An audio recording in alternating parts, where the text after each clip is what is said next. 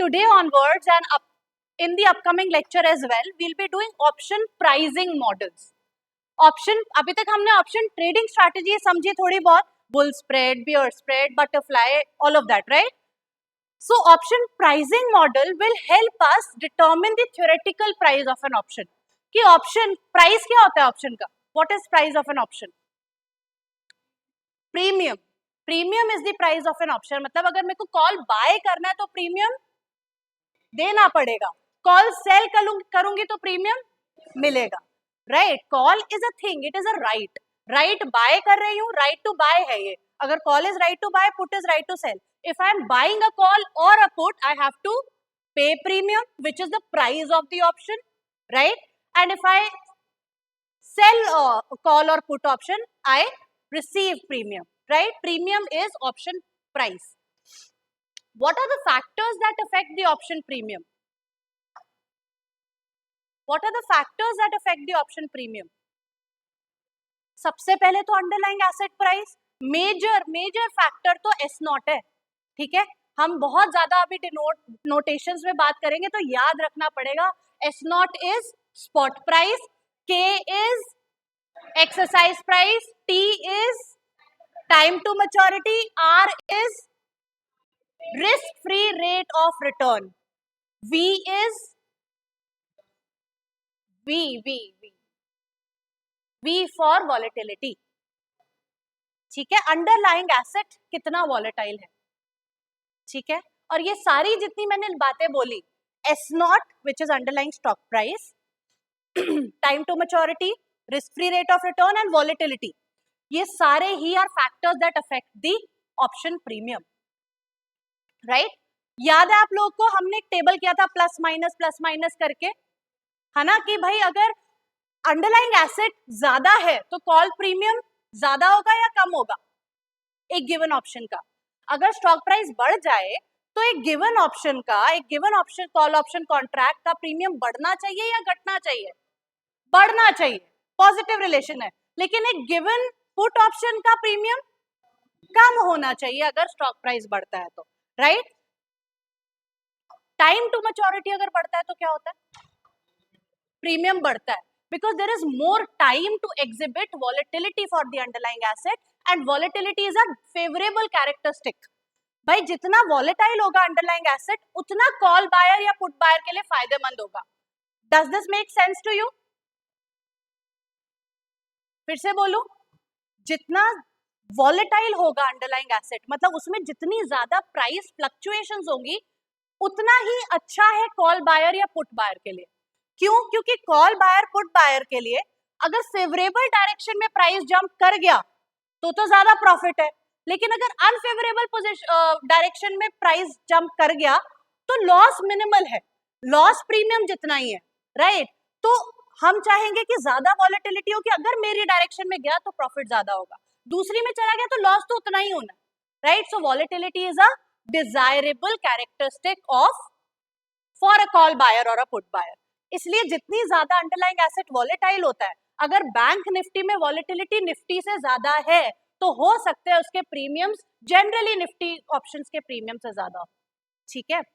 तो ये कुछ 5 फैक्टर्स है जो अफेक्ट करते हैं प्रीमियम को, और हम देखेंगे, हम 2 मॉडल्स करेंगे, binomial option pricing model BOPM, और एक हम करेंगे ब्लैक-स्कोल्स-मोर्टन मॉडल.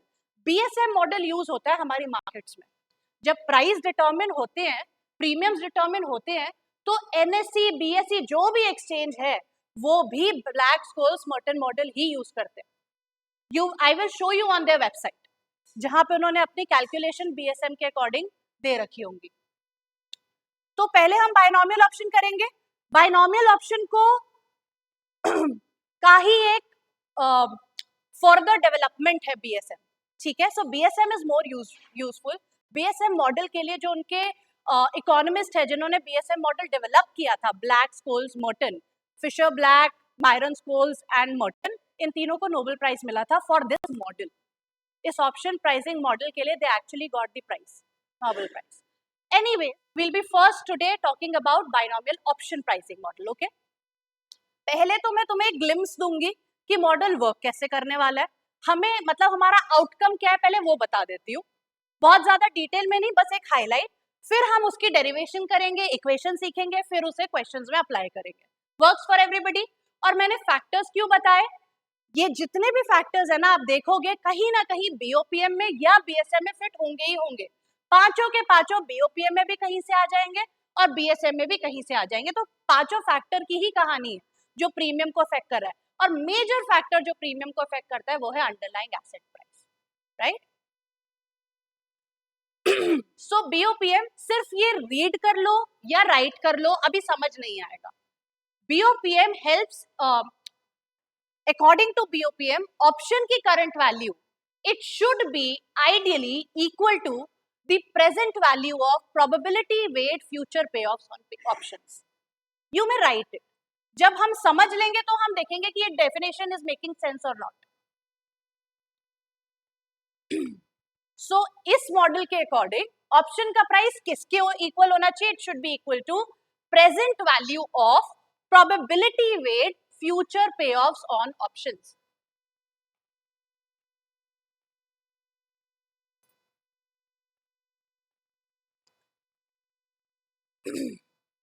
ठीक है, तो हाई लेवल मॉडल क्या है? बीओपीएम में हम क्या करते हैं, हिस्ट्री के पैरामीटर्स को यूज करके probable stock prices determine, predict करते हैं। हम बताते हैं कि भाई अगर 2 महीने का ऑप्शन है, let's say time to maturity of a particular option contract is 2 months, तो हम ये बोल रहे हैं कि भाई 1 महीने बाद स्टॉक प्राइस यहाँ हो सकता है, बढ़ सकता है, इतना बढ़ सकता है, घट सकता है तो इतना घट सकता है, फिर उसके 1 महीने बाद स्टॉक प्राइस बढ़ सकता है तो इतना बढ़ सकता है, घट सकता है तो इतना घट सकता है। सो हिस्टोरिकल पैरामीटर्स को यूज करके पहले हम स्टॉक प्राइस प्रिडिक्ट करते हैं, तो स्टॉक प्राइस प्रिडिक्शंस हुई। बीओपीएम में हम क्या करते हैं कि टाइम को ना स्लाइस कर देते हैं, 3 महीने है तो 3 बारी एक महीना, 1 महीना है तो 4 बारी एक वीक, कई बार हम 1 step model, 2 step model, 3 step model, बहुत सारे मॉडल्स बन सकते हैं, आइटरेशंस होती है, ठीक है। तो यहाँ पे जो तुम्हें दिख रहा है वो 2 स्टेप वाला डायग्राम है कि आपने पीरियड को 2 टाइम जोन्स में बांटा, पहला महीना फिर दूसरा महीना, या पहले 3 महीने फिर दूसरे 3 महीने। अगर ऑप्शन कॉन्ट्रैक्ट का ड्यूरेशन 6 months है तो मैं पहले 3 महीने पे देखूंगी कि अगले 3 महीने बाद मेरा स्टॉक प्राइस कहाँ हो सकता है, ऊपर या नीचे, और फिर मैं देखूंगी कि उसके बाद स्टॉक प्राइस ऊपर या नीचे। तो पहला स्टेप है प्राइस प्रेडिक्शन, ठीक है, कि स्टॉक प्राइस कहाँ हो सकता है। उसके बाद गिवन स्टॉक प्राइसेस पे मेरी ऑप्शन वैल्यू क्या होगी, कि अगर 6 महीने बाद स्टॉक प्राइस 110 है और मेरा ऑप्शन का एक्सरसाइज प्राइस 100 है तो उसकी वैल्यू 10 होगी। लेट्स से कॉल ऑप्शन है, स्ट्राइक प्राइस है उसका 100, ठीक है, और मेरे को पता है कि 6 महीने बाद अगर स्टॉक प्राइस 110 हो गया तो उस ऑप्शन की वैल्यू क्या बनी। भाई you have right to buy at 100, market में एसेट 110 का बिक रहा है तो तुम्हें 10 का प्रॉफिट हो रहा है ना। तो हम given stock prices, predicted stock prices पे ऑप्शन वैल्यू निकालते हैं, ठीक है, कि भाई 110 हुआ तो 10 रुपए, 105 हुआ तो 5 रुपए, 100 हुआ तो 0, 90 हुआ तो भी 0। तो ऑप्शन की वैल्यू निकाल ली at given stock, predicted stock prices. उन वैल्यूज को हम क्या करते हैं, पीछे लेके जाते हैं कि भाई 6 महीने बाद ऑप्शन की वैल्यू ये हो सकती है, तो उसका आज क्या वैल्यू होगा ये निकालना है, ठीक है। Present value of probability weight future payoffs on option, ये डेफिनेशन थी। समझ नहीं आया तो कोई दिक्कत नहीं है, अभी तो बहुत लंबा ट्रैजेक्टरी हम लेंगे इसको समझने का, ठीक है। ये हाई लेवल अंडरस्टैंडिंग थी कि करने वाले क्या है हम क्वेश्चन में, हम स्टॉक प्राइसेस प्रिडिक्ट करेंगे, फिर उसके according future option value predict करेंगे और उसको पीछे ले आएंगे आज की वैल्यू निकालने के लिए। Understood everybody? ओके। अब डेरिवेशन, राइट डाउन।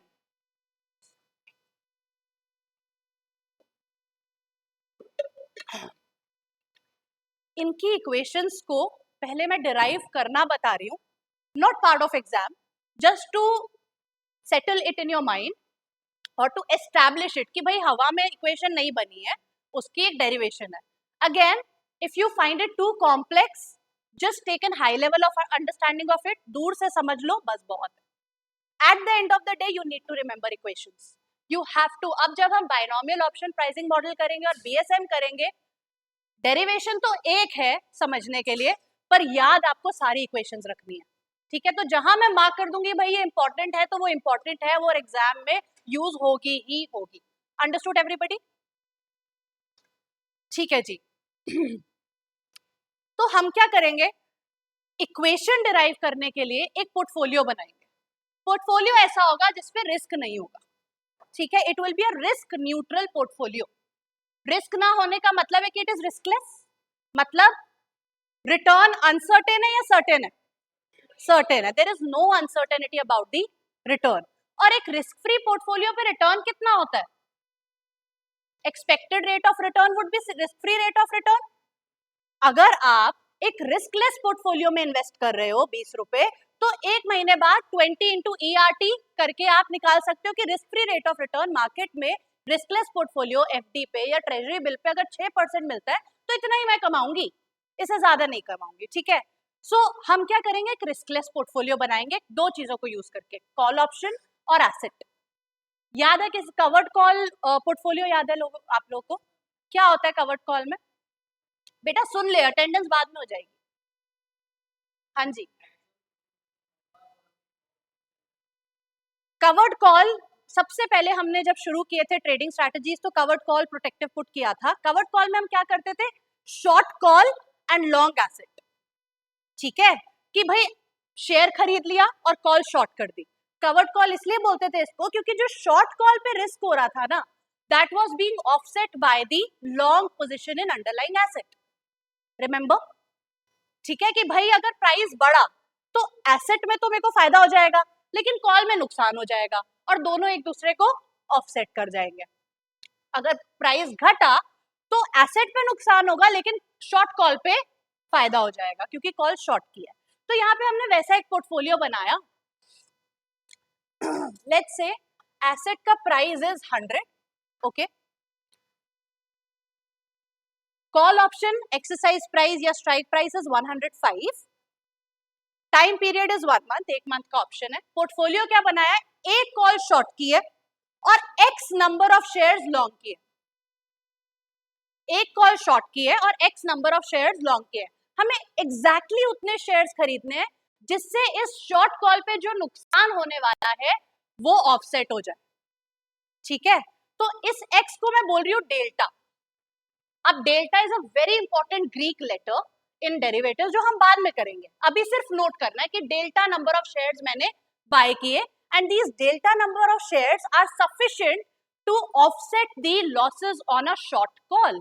कि एक कॉल जो शॉर्ट किया उस पे जो नुकसान होने वाला है उसको कवर कौन कर लेगा, इतने जो नंबर ऑफ शेयर्स मैंने खरीदे हुए. ठीक है, समझ आया? पोर्टफोलियो एक शॉर्ट कॉल और delta number of shares long buy करें. नाउ अगर ये रिस्कलेस पोर्टफोलियो है तो एक महीने बाद स्टॉक प्राइस कुछ भी हो, पोर्टफोलियो की वैल्यू उतनी सर्टेन रहेगी, चेंज नहीं होगी. 100 से चाहे स्टॉक प्राइस 110 पहुंच जाए, स्टॉक प्राइस तो चेंज हुआ लेकिन मेरी पोर्टफोलियो की वैल्यू उतनी रहेगी क्योंकि ये रिस्कलेस पोर्टफोलियो बनाया मैंने, चाहे 100 से ये 90 हो जाए.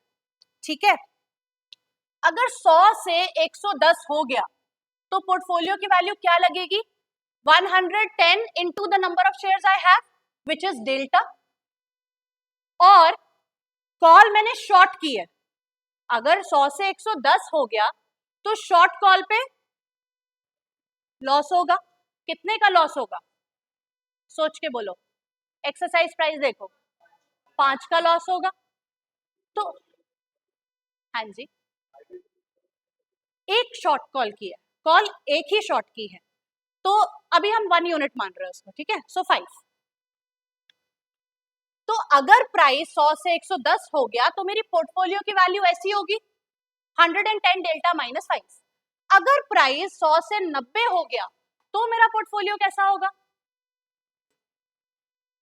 90 डेल्टा और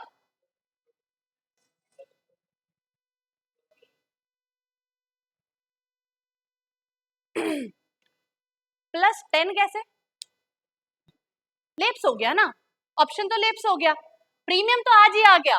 मैं ऑप्शन की वैल्यू पूछ रही हूँ कि उस एक कॉल ऑप्शन दैट इज जिसका स्ट्राइक प्राइस 105 है और अगर मार्केट में एसेट का प्राइस 90 चल रहा है, क्या उस कॉल ऑप्शन की कोई वैल्यू रहेगी?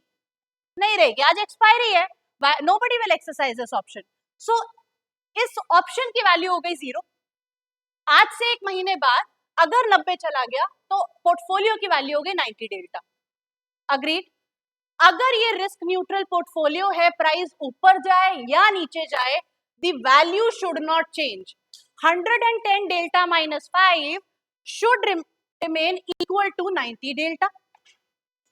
अगर ये रिस्क न्यूट्रल पोर्टफोलियो, ये याद नहीं करना, ये सिर्फ समझना, ठीक है? तो ये लोड मत लेना कि है ये तो हमें याद रखना पड़ेगा ना, सिर्फ समझने के लिए।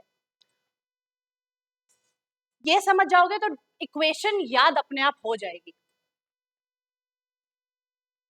सो क्या लिखा है मैंने? Delta is number of shares bought to completely offset the risk from one call short. Agreed? If there is no risk, return is known and certain. Agreed? Whether share price go up or down, the value of portfolio remains unchanged. Agreed? Which means that value of portfolio after 1 month can either be this, equivalent to this. भाई जहां भी price ऊपर नीचे जाए ये same रहेगा। यहां से मैं डेल्टा निकाल लूंगी। डेल्टा की वैल्यू क्या आएगी बता सकते हो? 110 minus 90, 20 upon 5.25। डेल्टा आ गया 0.25। मतलब मैंने एक शॉर्ट कॉल के against 0.25 number of shares long किए। एक रिस्क न्यूट्रल पोर्टफोलियो बनाने के लिए ये जो डेल्टा निकालने का तरीका है ना, याद रखना। डेल्टा इक्वल टू 0.25 आया, मतलब मैंने एक कॉल शॉर्ट की है, मेरा फाइनल पोर्टफोलियो एक कॉल शॉर्ट की है और 0.25 शेयर्स लॉन्ग की। अभी again price can go from 100 to 110 after 1 month or 90.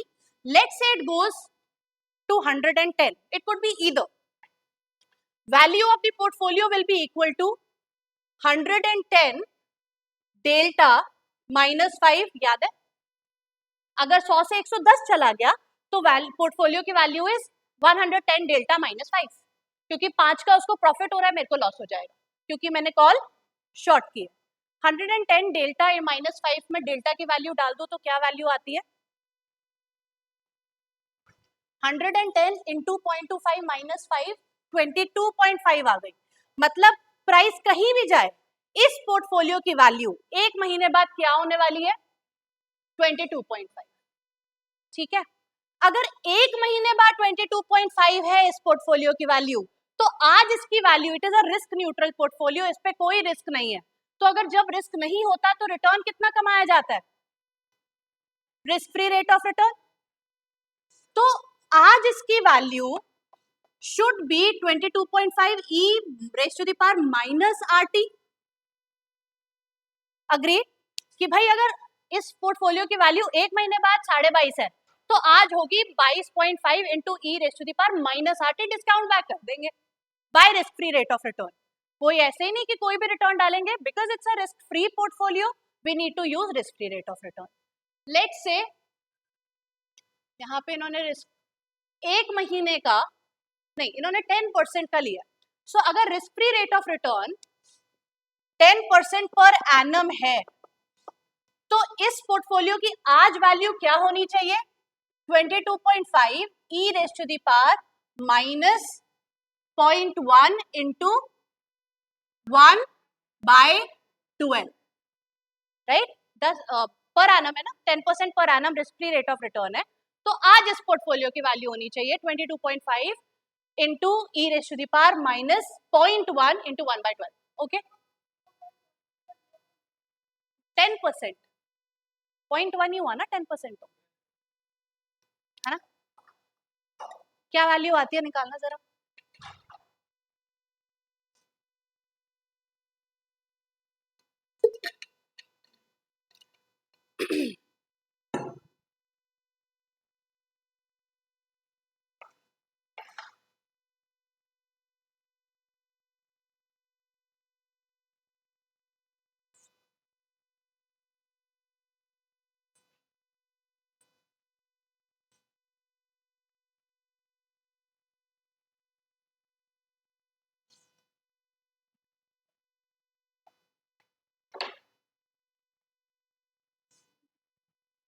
Value of portfolio today. Can someone tell me the value?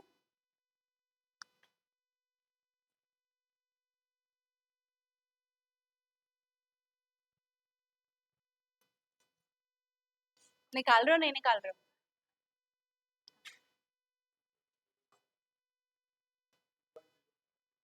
2 point कैसे हो सकता है? नहीं, रॉन्ग है। इसको मत देखना, सिर्फ ये निकालना है कि भाई 1 महीने बाद ये वैल्यू है तो आज कितनी होगी। तुम ए रेस टू दी पावर वाली की वैल्यू बता रहे थे कितना?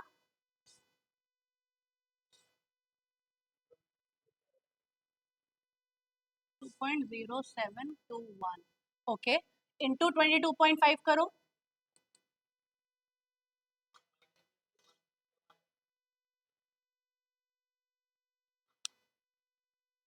कैलकुलेटर तुम यूज कर रहे हो, बताओ ये सही है कि नहीं?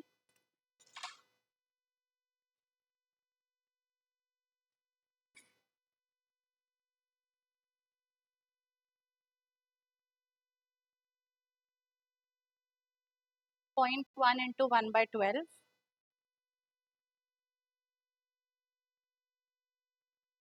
0.0083।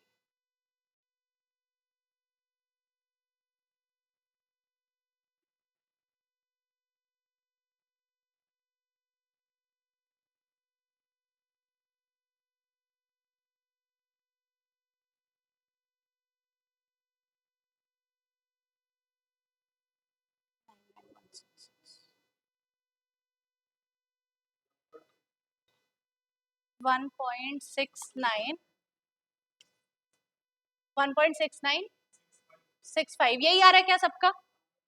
ठीक है, कम है। इसकी वैल्यू बताओ, पूरा करके बताओ ना सॉल्व। इंटू 22.5 करके, इंटू करके आ रहा है।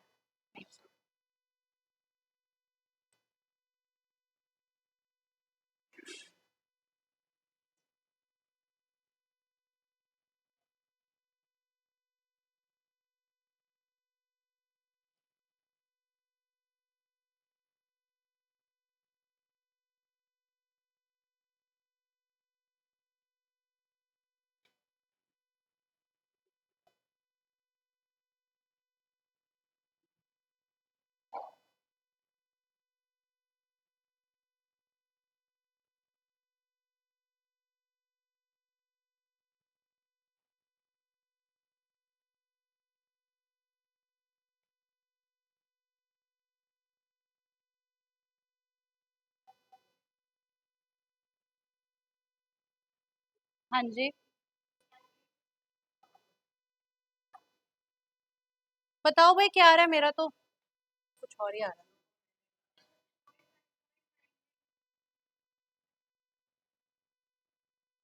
है। एक सेकेंड, -0.1 डिवाइडेड बाय 12 0.00 का ई कर दें।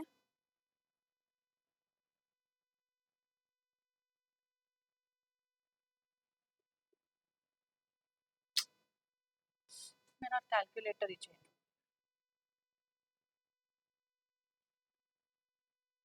One divided by,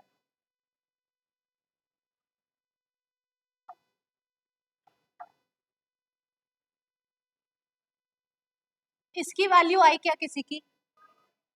0.9917। इसको 22.5 से करो।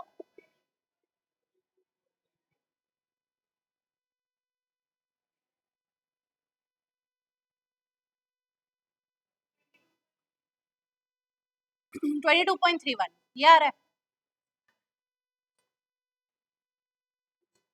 चलो लेट्स होप कि यही है। ओके, 22.31, क्योंकि 1 महीना ही था ना, बहुत ज्यादा डिस्काउंट नहीं हुआ। सो इस पोर्टफोलियो की आज वैल्यू 22.31 बनती है, which means cost of portfolio क्या होना चाहिए? 22.31। पोर्टफोलियो में क्या था? एक शेयर शॉर्ट किया था, ओ सॉरी, एक कॉल शॉर्ट की थी और 0.25 शेयर्स लॉन्ग किए थे, यही पोर्टफोलियो था, राइट? तो शॉर्ट करने पे मेरे को प्रीमियम मिलता है या जाता है? मिलता है। तो तो अगर एफ, रिमेंबर अब हम प्रीमियम को डिनोट करेंगे एफ से, चाहे वो कॉल प्रीमियम हो या पुट प्रीमियम हो, F is my premium, small F. तो अगर F is the premium I received, कितनी शेयर्स बाय किए? 0.25। तो एक शेयर कितने का था?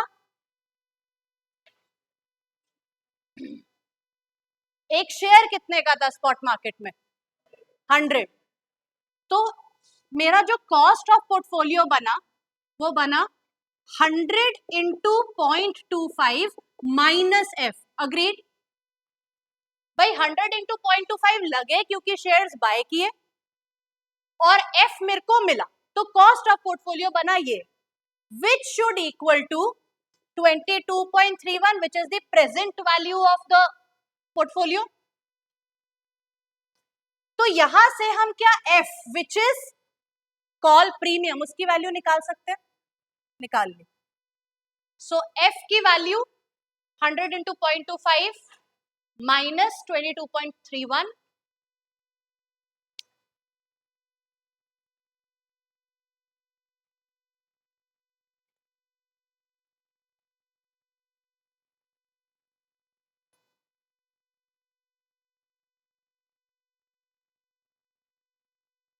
टू 2.69 आ रही है। एक कॉल शॉर्ट किया था,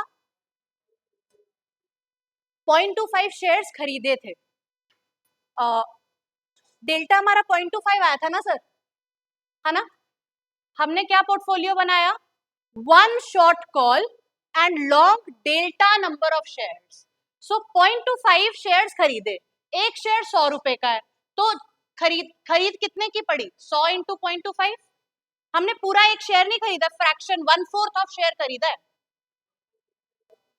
ये डेल्टा निकाला था हमने।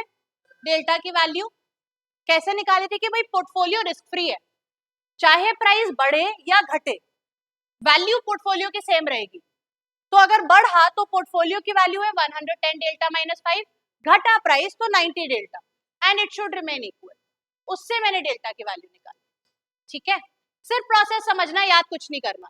तो इस तरीके से क्या हमने ऑप्शन प्रीमियम निकाल लिया। अब इसको हम जनरलाइज करेंगे। प्रोसेस समझ आया? एक रिस्क न्यूट्रल पोर्टफोलियो बनाया इन द सेंस कि अगर एक कॉल शॉर्ट किया है तो कितने नंबर ऑफ शेयर्स खरीदूं कि उस पे होने वाला लॉस ऑफसेट हो जाए या उस पे होने वाला गेन भी ऑफसेट हो जाए। रिस्क न्यूट्रल पोर्टफोलियो बनाया मैंने। अब नोटेशंस पे आते हैं। यस, कैलकुलेटर पे करके देखेंगे। मेरे को अगली क्लास के एंड में आना, आई विल शो यू।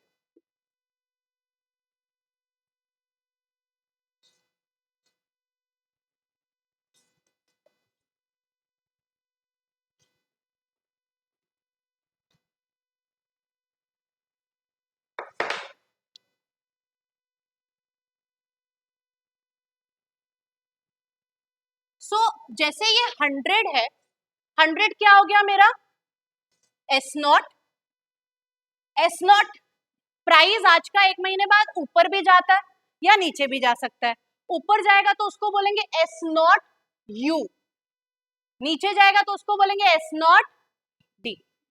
ठीक है, जब प्राइस ऊपर गया तो ऑप्शन की क्या वैल्यू होगी? जैसे 100 से प्राइस 110 गया तो ऑप्शन की वैल्यू क्या निकाली? एफ यू, 5 निकाली थी कि ऑप्शन की वैल्यू हुई 5, तो उसको हम बोलेंगे एफ यू।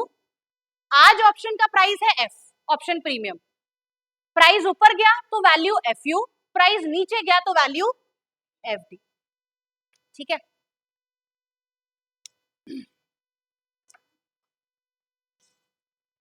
मतलब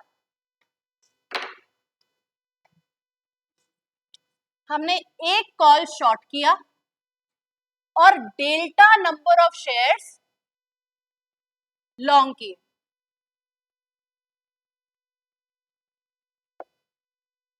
एक महीने बाद पोर्टफोलियो की value can be equal to, याद है 110 डेल्टा माइनस 5 और 90 डेल्टा, सबको याद है ये? तो अब मैं बस इसको रिप्लेस करती जाऊंगी S naught you delta minus F you is equal to S naught D delta minus F d. यहां पे जीरो भी तो था ना, इसको मैंने ऐसे ऐसे लिख सकती हूँ भाई 100 से 110 गया, 110 क्या, S naught you, S naught you into number of shares, कि भाई प्राइस ऊपर गया तो पोर्टफोलियो की वैल्यू जितने शेयर्स खरीद रहे हैं इनटू बढ़ा हुआ price which is S naught you into delta. 5 क्या है, value of option when price went up, जब प्राइस 110 हो गया ऑप्शन की वैल्यू 5 हो गई थी, जब प्राइस 90 हो गया ऑप्शन की वैल्यू 0 हो गई थी। क्योंकि एक रिस्क न्यूट्रल पोर्टफोलियो है तो दोनों, there can not be any uncertainty, price बढ़े या घटे ऑप्शन की वैल्यू से पोर्टफोलियो की वैल्यू सेम रहनी चाहिए, which means S naught U delta minus FU is equal to S naught D delta minus FD। यहां से मैं अगर डेल्टा के लिए सॉल्व करूंगी तो क्या आएगा, FU minus FD upon S naught U minus S naught D। Solve करके देख लो एंड रिमेंबर दिस,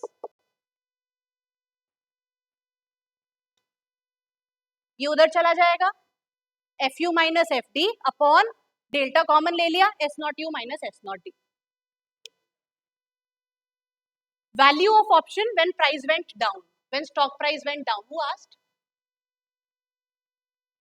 मैं यहां भी दिखाती रहती हूँ, किसी को वहां नहीं दिख रहा हो तो जनरलाइजेशन कर रहे हैं, नोटेशंस ये हैं, ये याद रखनी है सारी, बता चुकी हूं मैं। एस नॉट क्या है, current stock price. S naught u क्या है, stock price if goes up. S naught d क्या है, stock price if it goes down. F क्या है, value of option today. F u क्या है, value of option when stock price goes up. F d value of option when it goes down. This has to be remembered, okay. ये हो गया। अच्छा सो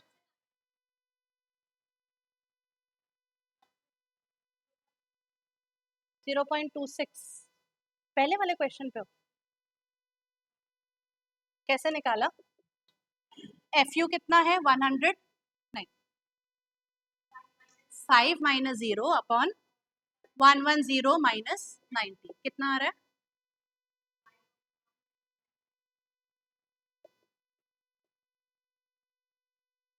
ठीक है, यहां तक ठीक है।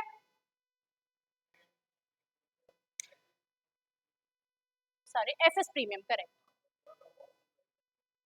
Premium is and is equal to option price ना,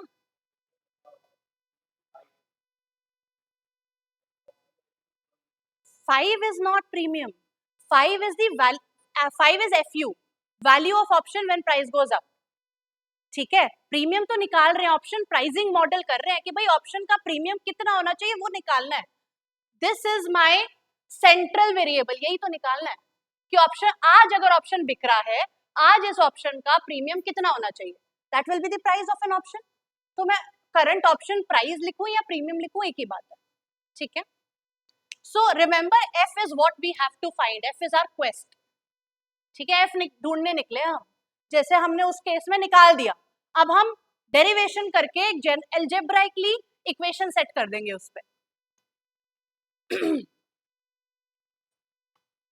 तो ऊपर सबसे पहली इक्वेशन समझ आती है क्या, S naught you delta minus F you is equal to S naught D delta minus F d. ये वही है कि प्राइस ऊपर जाए तो भी पोर्टफोलियो का वैल्यू रहेगा सेम, नीचे जाए तो सेम रहेगा क्योंकि ये रिस्क फ्री पोर्टफोलियो है। When I solve for delta क्या आया, F you minus F D upon S naught you minus S naught D. मतलब ऊपर क्या है, न्यूमरेटर में क्या है, ऑप्शन वैल्यू में डिफरेंस, डिनोमिनेटर में क्या है, स्पॉट प्राइस में डिफरेंस। हमारा याद है डेल्टा उस केस में कितना आया था, 0.25 आया था, अभी भी करके देखोगे तो 0.25 ही आएगा, उसी को तो सॉल्व किया है, ठीक है। 5 माइनस 0 अपॉन 110 माइनस 90, 0.25। तो delta is the number of shares you need to hedge against the one short call. उसके रिस्क को ऑफसेट करने के लिए आपको delta number of shares buy करने पड़ेंगे। डेल्टा हमेशा हमें हेज करने के लिए हेल्प करता है। डेल्टा हम बहुत we'll delve deeper into delta when we'll talk about Greeks, but for this is the equation for delta, तब भी यही रहेगा, fu minus fd upon s naught u minus s naught d, difference between option value, denominator difference between stock prices, ठीक है। तो इससे 0.25 आ गया, मैंने कुछ नहीं किया है, नंबर्स की जगह एल्जेब्रा मतलब वेरिएबल्स डाल दिए, S naught you delta minus F you is equal to whatever. Now the present value of this portfolio will be, हमने क्या किया था, 110 इंटू 0.25 माइनस 5, ये निकाली कि इस पोर्टफोलियो की एक महीने बाद वैल्यू ये है, 22.5 निकाली थी 22.5, आज वैल्यू क्या होगी वो कैसे निकाली, 22.5 into e raise to the power minus are T, बस वही वो चीज लिखी है कि मैं S naught you delta minus F you is the value of portfolio after 1 month और आफ्टर टी टाइम पीरियड, इसकी आज वैल्यू हो जाएगी e raise to the power minus are T into S naught you delta minus F you.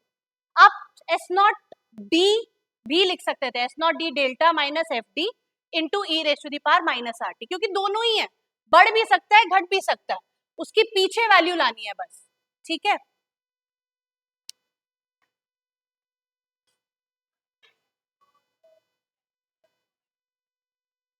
किसकी, क्योंकि short call है ना, कॉल तूने सेल की है, तो अगर कॉल बायर को फायदा हो रहा है तो तेरे को नुकसान हो रहा है, इसलिए माइनस एफ यू है, what ever is the value of the option is the loss I am bearing, 1 call short 0.25 shares bot, है ना।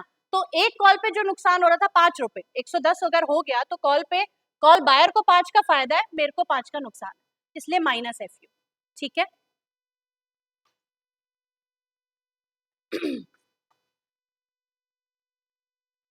So if this is the value of portfolio today, if this third equation, guys here, if this third equation is the value of portfolio today in a perfect market or in an efficient market, it should be equal to the cost of portfolio also. भाई अगर आज की value ये बनती है तो इतना ही पैसा मेरे से लेना चाहिए पोर्टफोलियो पे, सो कॉस्ट ऑफ पोर्टफोलियो क्या आएगा, हमने क्या खरीदा है, डेल्टा नंबर ऑफ शेयर्स और एक कॉल शॉर्ट की है, तो जो भी करंट स्टॉक प्राइस है, जैसे हमने क्या निकाला था 100 into delta minus F, this was the cost of portfolio, तो इसको अगर मैं वेरिएबल्स में डाल लूं तो S not delta minus F, this is your cost of portfolio which in an ideal world should equal to the value of portfolio today. S naught delta minus F should equal to e raised to the power minus RT S naught U delta minus FU. जो तुमने किया था ना कि 22.3 आया, उसको हमने किसके इक्वल कर दिया था, 100 into 0.25 minus F is equal to 22.3 करा था, ये बस वही लिखा है, ठीक है, कुछ नहीं करना, अब बस इसको हम सॉल्व करेंगे, किसके लिए करेंगे, एफ के लिए करेंगे, ठीक है। डेल्टा की वैल्यू रिप्लेस कर देंगे, किससे कर देंगे, F you minus F D upon S naught you minus S naught D, final derivation, final answer. इसको अपने नोटबुक में बड़ा बड़ा लिख लो, स्टार मार्क कर लो, and I will explain this also. ये जब मैं सॉल्व करूंगी ना, ये बनेगा, सॉल्व करने का प्रोसेस हमें नहीं देखना है, कर सकते हो खुद से ट्राई कर सकते हो, कुछ है नहीं, बस याद रखना है कि एस नॉट यू एक अलग वैल्यू है, एस नॉट डी एक अलग वैल्यू है। सो क्या लिखा है ये, F is equal to e raise to the power minus are T P within bracket P into F U plus 1 minus P into F D, where P is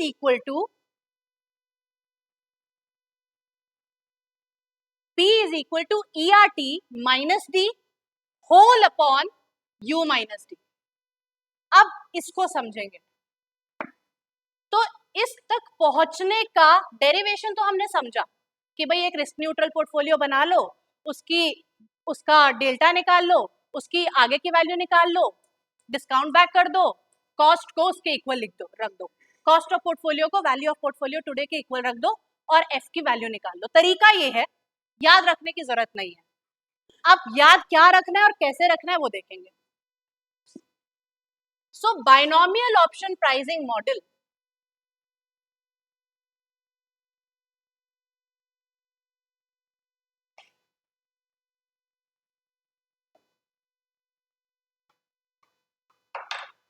is f is equal to our quest, our variable, center variable is equal to e raised to the power minus rt। मतलब मैं किसी चीज को तो discount back कर रही हूँ, किस चीज को डिस्काउंट बैक कर रही हूँ? p fu plus 1 minus p fd, where fu is the value of option when the price goes up, value of option when stock price goes up, fd is value of option when stock price goes down. It's not d. What is p? P is the probability of the stock price going up and 1 minus p is the remaining probability of it going down. मतलब हम क्या कर रहे हैं, S not देख रहे हैं कि कहां तक जा सकता है, 1 महीने बाद या 3 महीने बाद, और वहां तक जाने की संभावना कितनी है, प्रोबेबिलिटी कितनी है।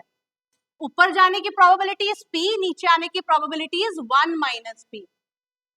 हम क्या करेंगे, हम निकालेंगे कि भाई ऊपर गया तो ऑप्शन की वैल्यू कितनी बनती है, नीचे गया तो ऑप्शन की वैल्यू कितनी बनती है। अगर ऊपर गया इसकी वैल्यू इतनी है, ऊपर जाने की संभावना p है, तो आज ऑप्शन की वैल्यू कितनी बनेगी, प्रेजेंट वैल्यू ऑफ, तो इसकी एक्सपेक्टेड फ्यूचर वैल्यू अगर मैं निकालू, expected future value of option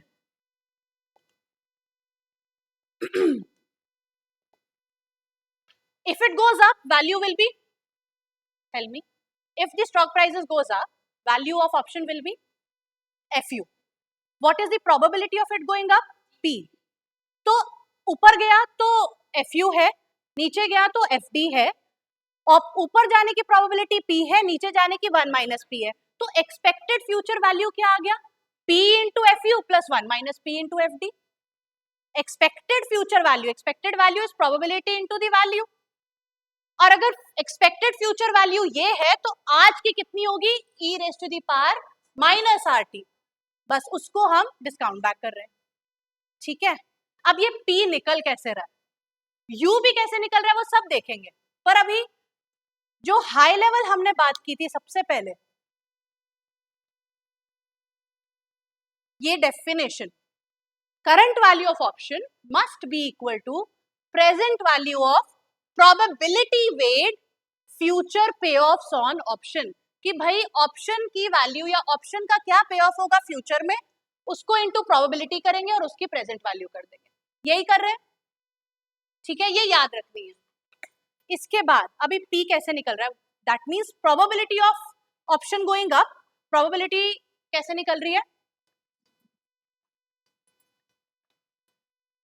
कि भाई स्टॉक प्राइस 100 से 110 जाए, उसकी कितनी संभावना है, it will be p is equal to e are T minus D upon U minus D.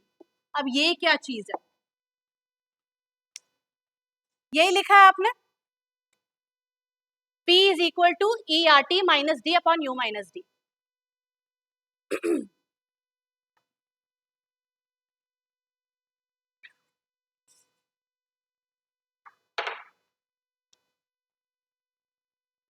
E R क्या है, risk free rate of return, it is a risk neutral,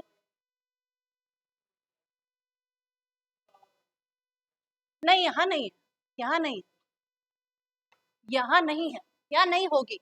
ठीक है, ऊपर जाने की प्रोबेबिलिटी देख रहे हैं, so e are T, R is risk free rate of return, T is time to maturity, D, what is D and what is you,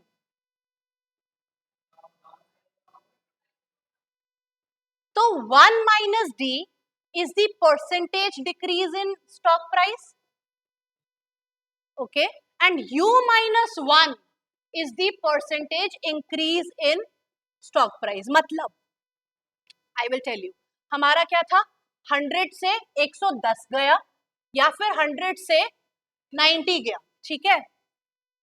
सो अगर मैं सिर्फ परसेंटेज इंक्रीज की बात करूं तो कितना है,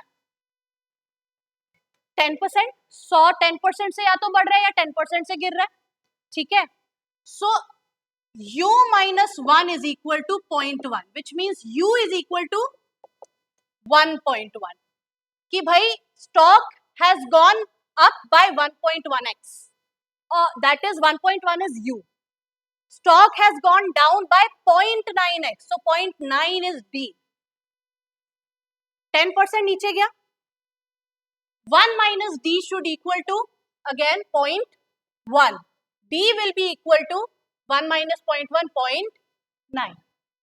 ठीक है, ये याद रखना है कि u क्या है, u minus 1 should equal to percentage increase, d क्या है, 1 minus d should equal to percentage decrease. मतलब अगर कोई 100 से 110 गया है तो 1.1 is u, 100 से 80 गया है तो कितना है d, 100 से अगर 80 गया है तो d कितना है, 0.8. 100 से अगर 120 गया है तो u कितना है, 0.2. 1.2 1.2 टाइम्स ऊपर गया ना. फाइनल वैल्यू है S नॉट U. कैसे बन रहा है, S नॉट U बन रहा है S not into U, which is S not क्या है 100, U क्या है 1.1, तो बन गया 110. ऐसे ही बन रहा है ना S नॉट. और S नॉट D कैसे बन रहा है, again S not into D, 100 into 0.9 तो बना 90, ठीक है. तो ये वो वाला U और D है, नॉट द परसेंटेज इंक्रीज और परसेंटेज डिक्रीज. अगर 10% ऊपर गया है तो U is not 0.1, U is 1.1. अगर 20% नीचे गया है तो U इज 0.8. अगर 30% ऊपर गया है तो U इज, मैंने पीछे वाला गलत बोल दिया था बट जो भी है, अगर 30% ऊपर गया है तो U इज 1.3. अगर 30% नीचे गया है तो D इज 0.7. अंडरस्टूड यहां तक. तो याद रखना है ये चीज यहाँ पे नोट कर लो और इंपॉर्टेंट मार्क कर लो, ठीक है. चलो आगे चलते हैं. हाँ जी, कंक्लूजन.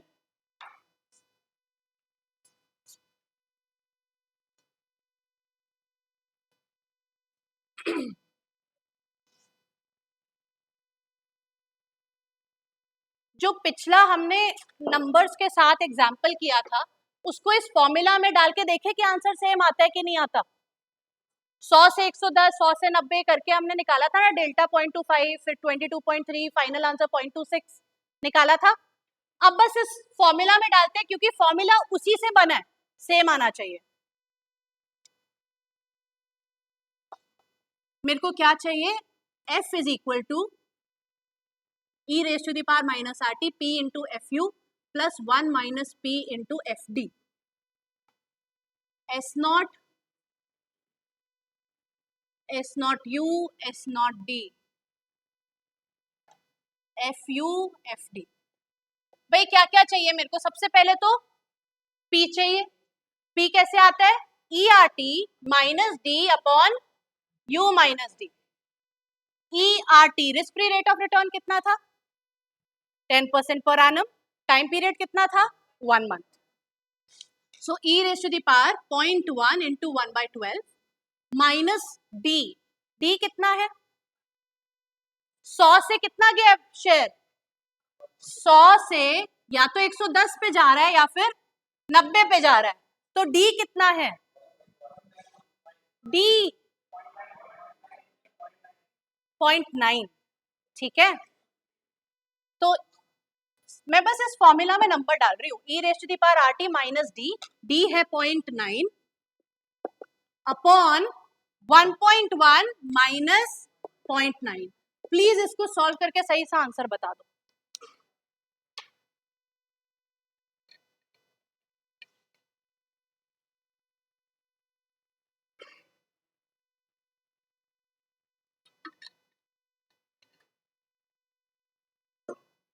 अभी ये U और D भी कैसे आ रहा है इसकी भी देखेंगे, बट अभी हम अज्यूम कर लेते हैं कि हमें पता है कि 100 से 110 जा रहे हैं, 100 से 90 जा रहे हैं।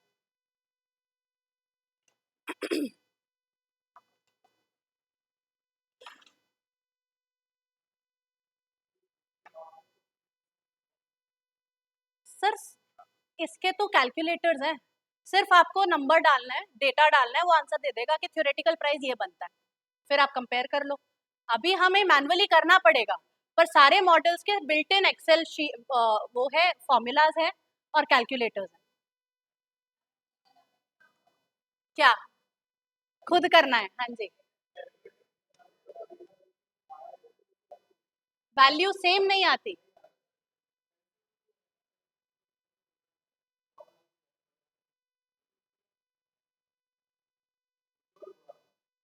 अच्छा यार, विद इन मैच्योरिटी तो अगेन नंबर्स तो चेंज हो जाएंगे। हम्म,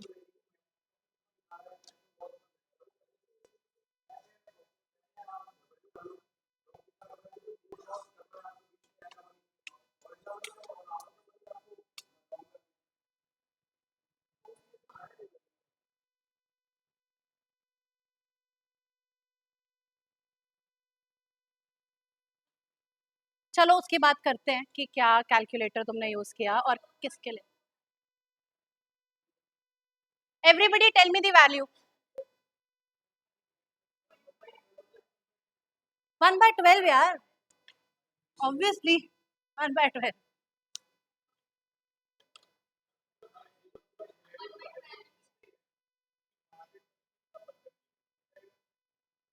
थ्योरेटिकल है, पर ये तो फिर भी बहुत डिस्क्रीट है। इसको जितने ज्यादा आइट्रेशंस बनाओगे उतनी एक्यूरेसी बढ़ेगी, लेकिन इससे बहुत इम्प्रूव्ड वर्जन बीएसएम है। बीएसएम करके देखोगे तो आपको शायद चार्ट के हिसाब से, हाँ हाँ, अगर तुम्हें वही ट्रेडिंग वाला काम करना है तो चार्ट के हिसाब से जाओ।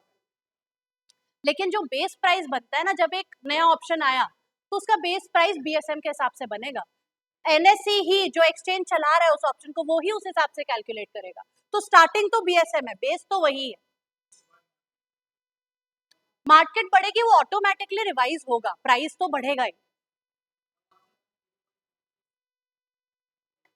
0.4604 ये ठीक लग रहा है। मतलब P क्या है? 0.4604 मीन्स कि there is 46% chance of stock price going from 100 to 110। P क्या होता है? Probability of stock price moving up.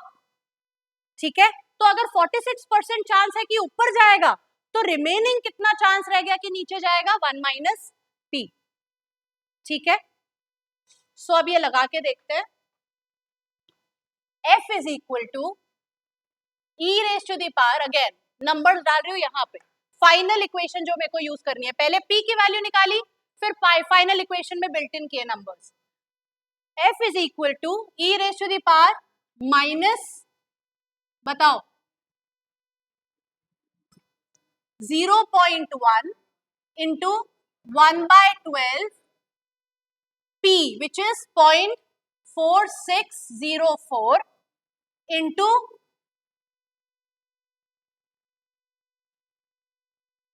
Formula देखो और बताओ FU क्या है। अगर प्राइस 100 से 110 जाता है तो FU क्या है? जो हमने कॉल ऑप्शन लिया था ना, उसकी स्ट्राइक प्राइस थी 105, सो 5। FD क्या है? 0। 90 चला गया तो ऑप्शन इज वर्थलेस, ऑप्शन का कोई पे ऑफ नहीं है, कोई 0। सो 0.4604 into 5 प्लस 1 माइनस P कितना आया? 0.5395 इंटू FD कितना है? 0। भाई FU 5 है, FD 0 है, वैल्यू फाइनल, ये तो भाई पूरा 0 हो गया। हमेशा ही एक पार्ट आपका हमेशा 0 हो जाएगा, देखना। इसकी क्या वैल्यू आ रही थी, हमने निकाली थी पहले 0.9917 इनटू, इसकी क्या वैल्यू आ रही है 5 2.302।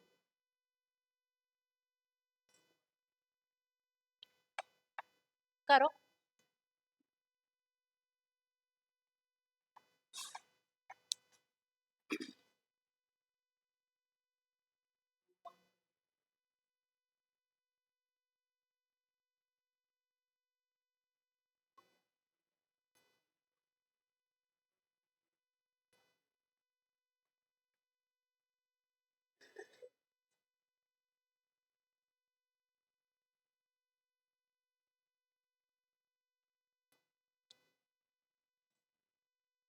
टू 2.302 का आया 2.28, यार हमारा तो 2.6 आया था।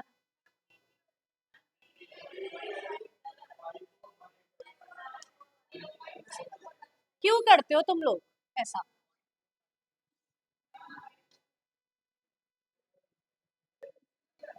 अभी तक तुम्हें ई रेस टू दी की पावर नहीं समझ आई है। घर पे ना 1 घंटे बस यही प्रैक्टिस करना, ई रेस टू दी पावर कितना है बताओ।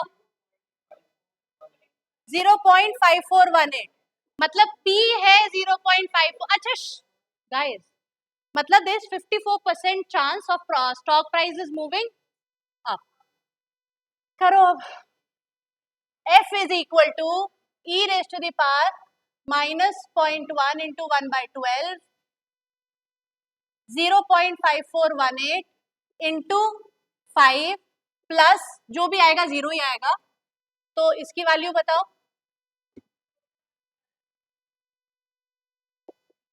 2.68।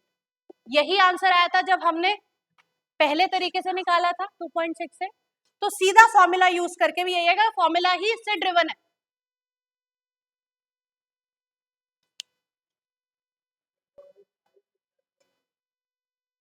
सर जब भी हम शुरू करेंगे ना, हम देखेंगे कि प्राइस कहां कहां जा सकता है, स्टॉक प्राइस, और जहां जहां जा सकता है वहां वहां ऑप्शन की वैल्यू निकालेंगे। मतलब एक कॉल ऑप्शन है जिसका स्ट्राइक प्राइस 105 है, मतलब राइट टू बाय है 105 की, स्टॉक प्राइस 1 महीने बाद 110 चला गया, तो ये ऑप्शन एक्सरसाइज होगा और कितना कमाएगा 5। तो ये वहां से आया एफ यू। 100 से स्टॉक प्राइस गया 110, तो ऑप्शन की वैल्यू वहां पे होगी 5। 10 नहीं सर, 105 था स्ट्राइक प्राइस। सर वो तो स्टॉक आईटीसी अभी 100 का चल रहा है, तुम आपने जो कॉल ऑप्शन खरीदा है वो उसका एक्सरसाइज प्राइस 105 है, मतलब you have right to buy the ITC at 105। अगर 1 महीने बाद 110 हो गया तो आपको 5 का फायदा हो, ठीक है।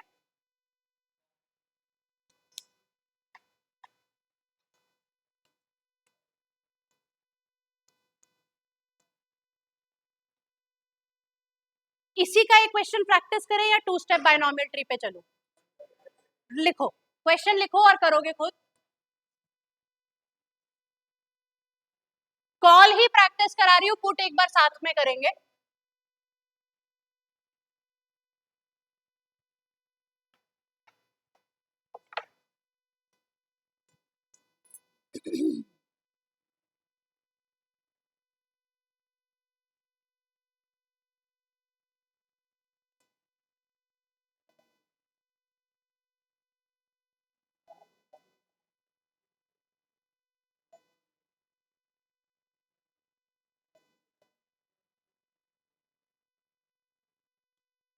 So this is chapter 13 in Hull and Basu.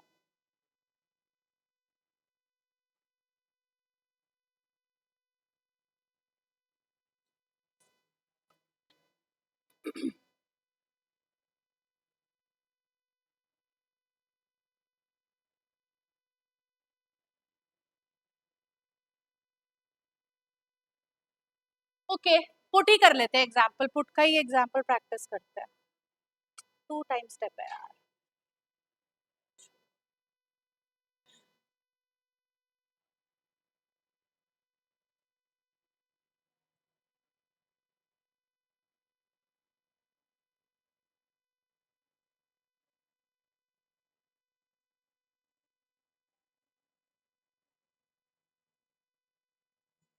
Write down.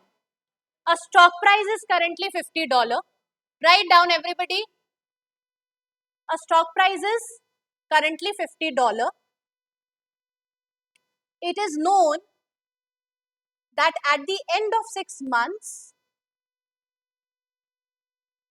it will be either $45 or $55. It will be either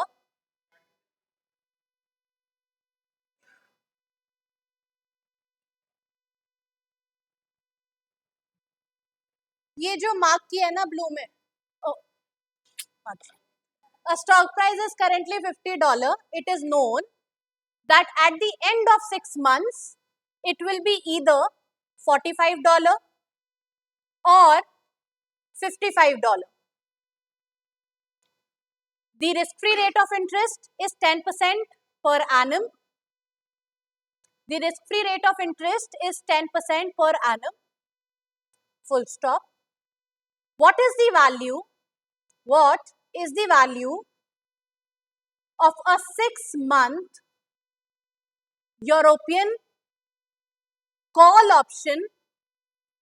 European call option, या call option with strike price $50. With strike price $50 of call option with strike price $50.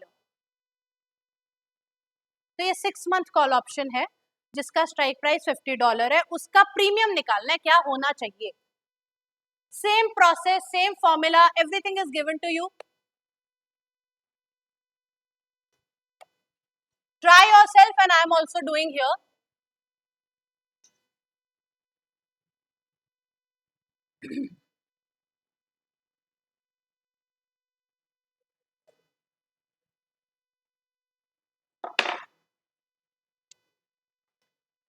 जब भी हम binomial model का question करेंगे, here everybody, we will always first make binomial tree. तो शुरुआत हमें इससे करनी है कि अभी कितना है स्टॉक का प्राइस 50, क्या हो सकता है, या फिर 45. तो ये तो है S0 U और S0 D. F मेरे को निकालना है. FU की वैल्यू बताओ क्या होगी. Think and tell. Call option strike price क्या है, राइट टू बाय कितने पे है, क्वेश्चन देखो, $50. अगर शेयर का प्राइस $55 है 6 महीने बाद, तो उस कॉल ऑप्शन पे कितना पे ऑफ हुआ, $5. और अगर 45 हुआ तो उस कॉल ऑप्शन पे क्या पे ऑफ है, 0. You have right to buy at 50, market में प्राइस चल रहा है 45, you would not exercise.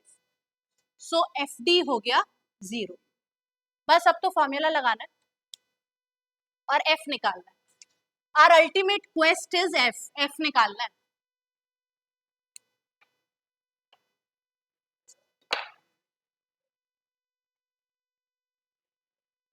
$10 per annum और 6 महीने का टाइम पीरियड है. तुम लोग के पास अटेंडेंस शीट आया,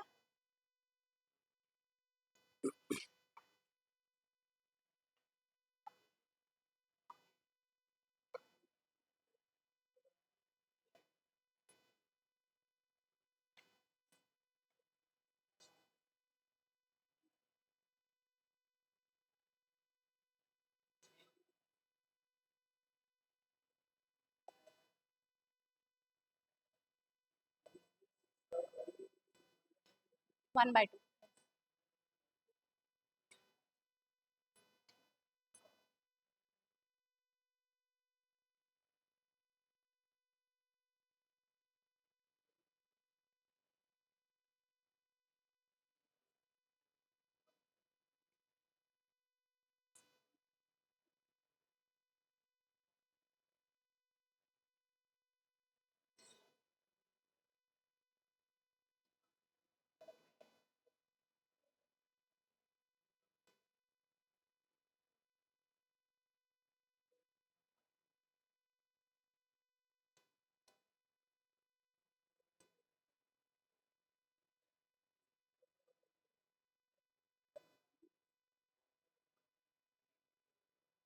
0.9, करेक्ट।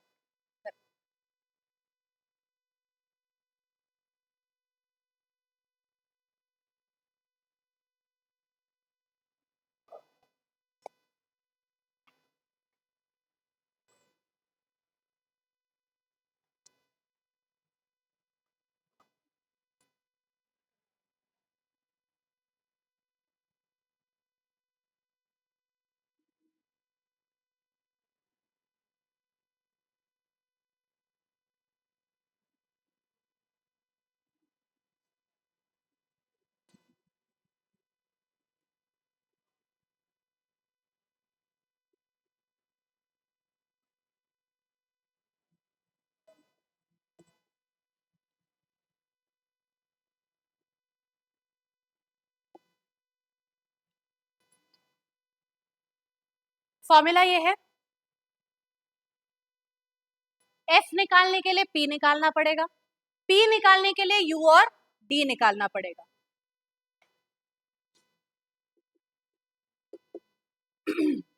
अब बताओ यू और डी क्या है? U is 1.1, D is 0.9, correct. कैसे निकाला? 50 से 55 कितने परसेंट का जंप है? 10%। U क्या हो गया? 1.1।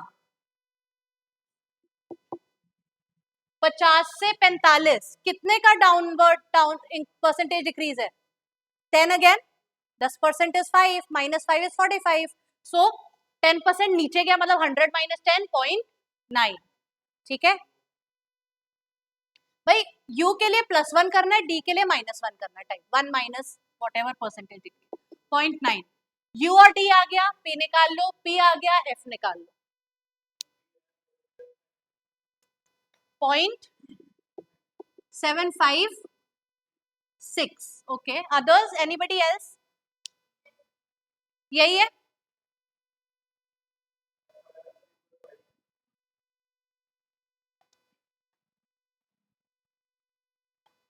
थ्री 3.59 करके देखते हैं। P is equal to e raise to the power r क्या है? 0.1, 10% पर एनम। T क्या है? 6/12, 6 महीने का ऑप्शन कॉन्ट्रैक्ट है, तो 1/2 0.5 minus D is 0.9 upon 1.1 minus 0.9। ये सॉल्व करके क्या आता है?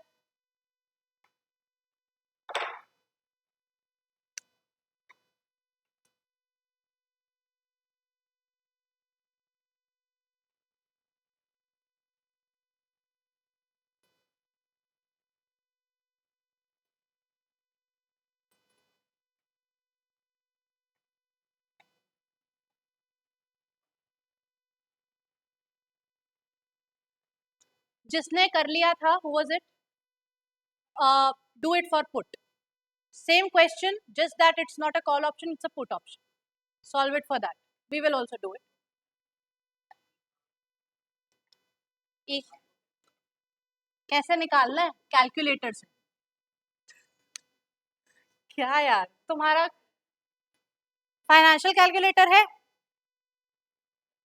हाँ तो बस मोबाइल में हो जाएगा, करो। लाओ यार कैलकुलेटर, इधर लाओ। 0.756 कह रहे हैं, तुम बताओ। वहां कहाँ जा रहे हो? सीखो, मैंने क्या। तो 0.05 है, इसका ई निकालना कहाँ है? ये आ तो क्या, नहीं sorry sorry sorry sorry sorry, e raise to the power होना चाहिए ना। अब सबका calculator e raise to the power कहाँ आता है? ये रहा। ठीक है, क्या निकालना है? 0.1 × 0.5 हो गया 0.05, है ना। ई रेज टू द पावर किया 0.05, ये है। ठीक है, सीख लेना। अगली क्लास में किसी ने अगर ई रेज टू दी की आंसर गलत निकाला, ई रेज टू दी पावर का, मैं यही बैठे बैठे इंटरनल असेसमेंट में -10 कर दूँ। सीख के आ जाना, ठीक है।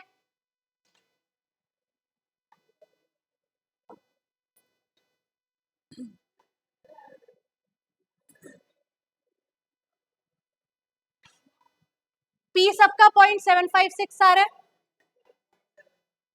0.756 आ रहा है। एफ निकालते हैं,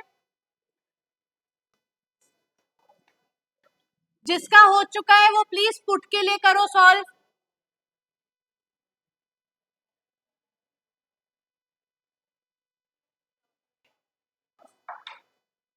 वीडियो बना लो, मैं पापा भूल जाते हैं वीडियो। ओ गॉड यार, ई ये रेस टू द पावर 0.05 आ गया। ये वीडियो बना ली। यस, वो तुम देखो सेम है, same method, same formula. F you और एफ डी बस ध्यान से करना है कि भाई पुट है तो ऑप्शन पे ऑफ क्या होगा, बस उतना फर्क है, बाकी सब सेम। पी सेम ही है guys here, e raised to the power minus rt which is 0.1 into 0.5, p कितना आ रहा है 0.756, there is 75% chance of stock prices going up, 0.756 into when the stock price goes up the value of option is 5 plus 0, जो भी ये value I will be the answer of F, मतलब option का premium इतना होना चाहिए, option का price इतना होना चाहिए।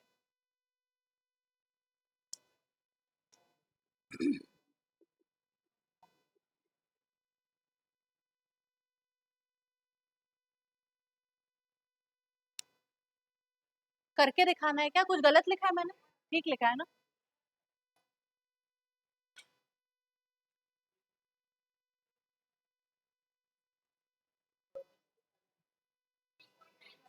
शॉर्ट लॉन्ग कुछ नहीं सोचना, बस पुट बायर हो तुम। पुट पे अगर 50 से 55 जाता है तो क्या वैल्यू होगी, पुट के पर्सपेक्टिव से सोचना है, बस F U F D change होगा, सब सेम रहेगा। Guys are you solved, have you solved this question? 3 point कितना आ रहा है भाई, 3 पॉइंट के आगे क्या आ रहा है, 59 आ रहा है, कुछ तो गड़बड़ है भाई। फर्स्ट 2 डेसिमल पॉइंट सही होने चाहिए, नहीं तो आंसर गलत कंसिडर होगा। आइडियली तो फर्स्ट 4 होता है, बट मैं फर्स्ट 2 में मार्क्स दे दूंगी। कितना आ रहा है 1.16, करके देखते हैं। 3.59 सबका आ रहा है कि करके दिखाऊं? सर आप कहीं पहुंचे, हो गया, ठीक है। Any doubt in this question, anything you need to ask, there is a doubt? बोलो, समझ नहीं आया? फॉर्मूला ही तो लगाना है, आ जाए इधर। नाउ एवरीबडी,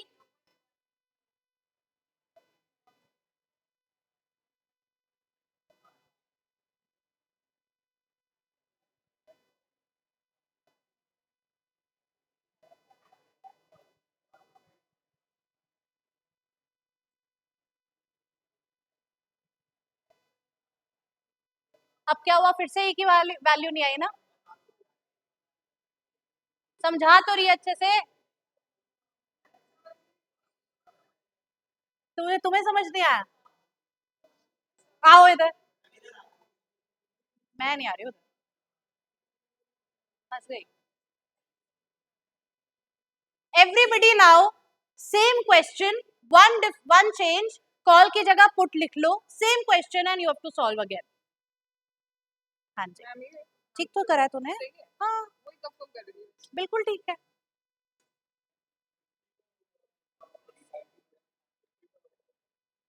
50 पर क्या,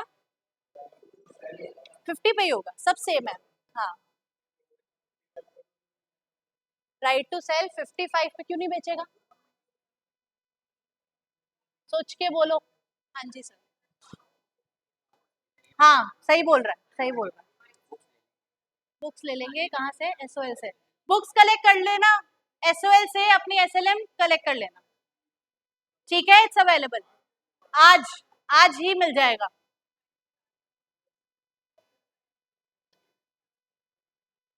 guys are we solving for put? किसी को समझना है तो आगे आ जाओ। कितना आ रहा था, 1.16 आ रहा था, 1.16 करेक्ट.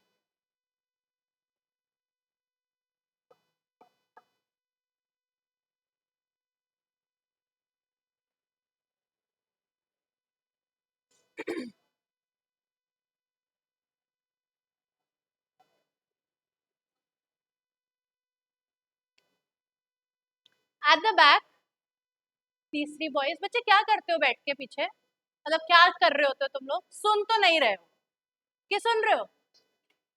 क्या कर रहे हो वैसे? जनरली पूछ रही हूँ फॉर माय इंफॉर्मेशन. अटेंडेंस भर रहे हो 1 घंटे से?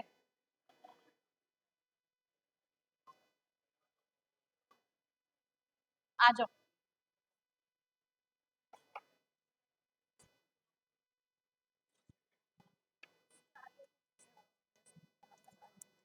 तूने यू निकाल लिया, डी समझ आया, पी की वैल्यू क्यों नहीं निकाली? एक सेकेंड, पहले तूने ये आ गया, इसकी वैल्यू क्या आ रही है? ये तो बस नॉर्मल नंबर्स है ना, तो 0.756 आ रहा है. तो इसको माइनस करके डिवाइड कर दो. हाँ और क्या, और क्या, और इसको इससे माइनस करके इससे डिवाइड करते हैं. हाँ और क्या बच्चे, कैलकुलेटर क्यों नहीं लाई मेरे साथ?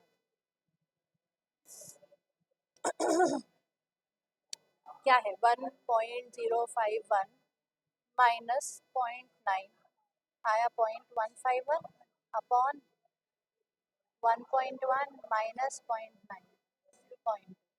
ठीक है, और क्या, 1.51 डिवाइडेड बाय 0.7.55.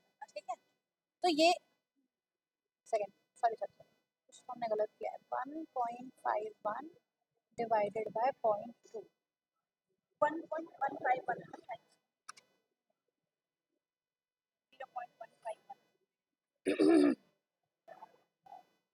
1.051 माइनस 0.9 0.151. ओ डिवाइडेड बाय 100 कर देंगे शायद. अच्छा ना, तो 0.0756 होना चाहिए, सबने 0.756 से कर दिया. समझ में आया मुझे, ये तो ठीक है ना. रुक जा, पहले इसको तूने 0.756 क्यों लिखा? ये है ही नहीं 0.756. पहले इसकी वैल्यू निकाल. 0.1 इंटू 0.5 समझ आया, 10%, 6/12 है ना. तो 0.1 इंटू 0.5, तो कैसे निकाला हमने? कहाँ है भैया ई? रेस टू द पावर का है हमारा, एक तो मेरा कैलकुलेटर तो अपना calculator La.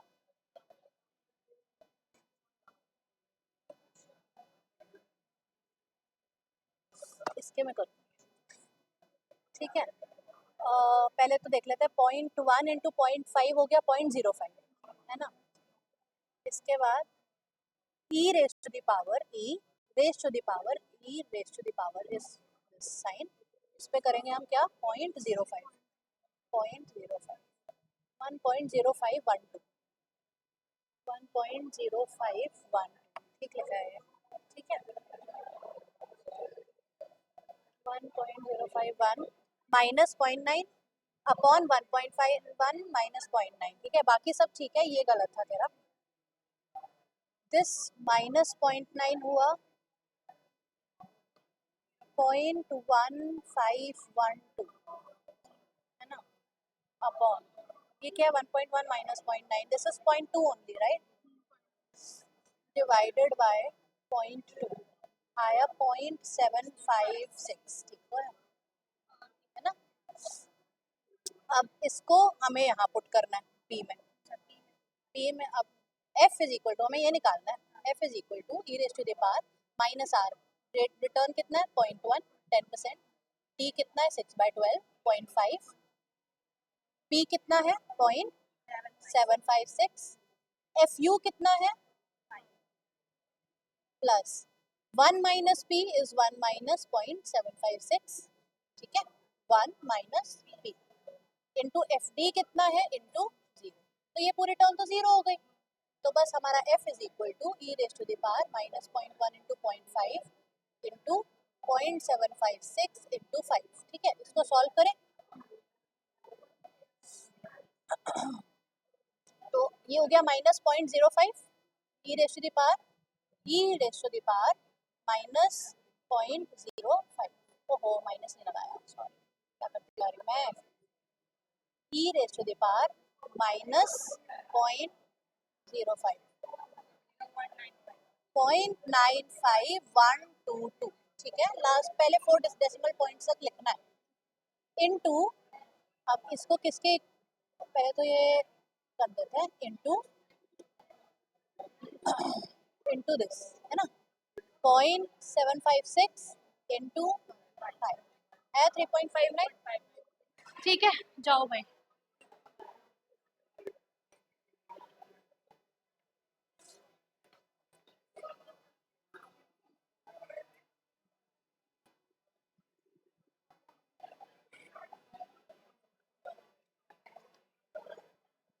Everybody here now, put वाला आ गया, करवाऊं? पुट वाला सबका हो गया, सिर्फ इतना ही चेंज है, देखो अब देख लो बस डिस्कशन में, एस नॉट 50 है, 50 55 हो सकता है या 45 हो सकता है, एफ मेरे को निकालना है which is the value of option today. अगर अंडरलाइंग एसेट का प्राइस 55 हो गया, आपके पास अब पुट ऑप्शन है which is right to sell at 50। अगर मार्केट में प्राइस 55 चल रहा है तो क्या उसको एक्सरसाइज करोगे? नहीं। अब एफ यू 0 होगा, तब एफ डी 0 था, अभी एफ यू 0 होगा। अगर मार्केट में 45 चल रहा है and you have right to sell at 50, exercise करोगे? पे ऑफ कितना होगा? 5। एफ यू हो गया 0, एफ डी हो गया 5, ठीक है।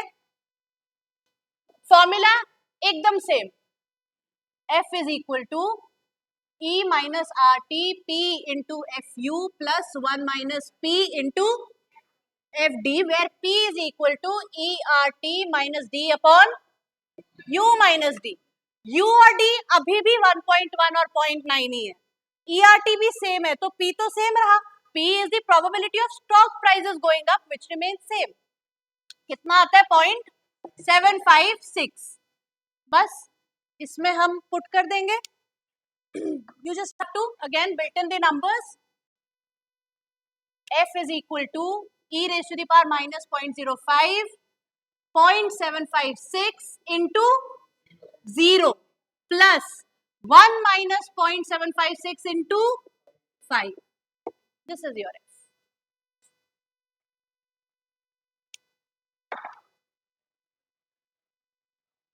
No. P will always remain probability of moving up. Yes.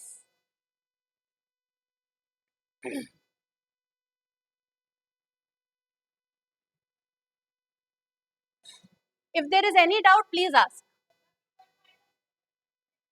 1 minus P कि अगर ऊपर जाने की संभावना 75% है तो नीचे आने की 25% ही हुई ना, तो that is that 1 minus 0.756 will give you 0.25 something और 0.244 ऐसा कुछ आ जाएगा।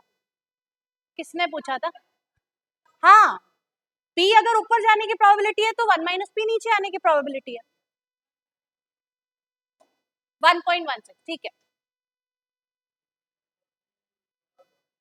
पूरा रिपीट, P सर प्रोबेबिलिटी हमें निकालनी के, P विल ऑलवेज बी कि स्टॉक प्राइस के ऊपर जाने की प्रोबेबिलिटी कितनी है, संभावना कितनी है।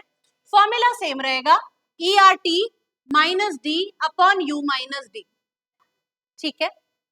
वेट टाइम, मैं किसी को एड्रेस कर रही हूँ ना, so e are T minus D upon U minus D, D अभी भी देखो 50 से या तो 55 जा रहा है, 10% का इंक्रीज है, तो यू हो गया 1.1, 10% का इंक्रीज है ना, तो u minus 1 is equal to percentage increase which is 10% in our case, u minus 1, u is equal to 1.1, ठीक है। फाइनल इंटू किससे करें? एस नॉट को, कि एस नॉट यू बन जाए, तो 50 को 1.1 से मल्टीप्लाई करती हूँ तो 55 बनता है ना, so 50 into U is equal to 55, so u is equal to 55 upon 50, 50 यही आएगा ना यार, 1.1। इस तरीके से भी निकाल सकते हो अगर नहीं समझ आता तो, ठीक है। अदरवाइज जो भी परसेंटेज इंक्रीज है उसमें +1 कर दो, जो भी परसेंटेज डिक्रीज है उसमें -1 कर दो। 10% इंक्रीज है तो +1 1.1, और 10% डिक्रीज है तो 1 -0.1 0.9, ठीक है। तो बस यहाँ पे हमने ERT में नंबर डाला, 0.1 टाइम पीरियड 6/12 माइनस D हमारा 0.9 है अपॉन 1.1 माइनस 0.9, बस नंबर्स डालने। And we have to remember probability P is the probability of stock prices going up and remaining probability is the probability of stock prices going down। हाँ अभी पूछो बच्चा, ऐसे ही होता है। अभी बहुत करेंगे, आगे बढ़े थोड़ा सा। अभी तक हमने 1 स्टेप बायनॉमियल किया है कि भाई 6 महीने का ऑप्शन है और बस सीधा ये देख लिया कि 6 महीने बाद क्या होगा। 2 स्टेप बायनॉमियल भी होता है, 3 स्टेप भी होता है and so on so fourth भी होता है। We are only going to address 1 step and 2 step. 2 step binomial tree का मतलब हुआ कि हम अपने टाइम पीरियड को 2 हिस्सों में बांटेंगे। अगर 6 महीने का ऑप्शन कॉन्ट्रैक्ट है तो हम देखेंगे कि भाई 3 महीने बाद क्या होगा, फिर उसके 3 महीने बाद क्या होगा, ठीक है। चलो 2 स्टेप बायनॉमियल ट्री पे। पुट ऑप्शन वाला क्वेश्चन सबका हो गया था, अभी भी कुछ रह गया है तो क्वेश्चंस आगे प्रैक्टिस होंगे, ठीक है।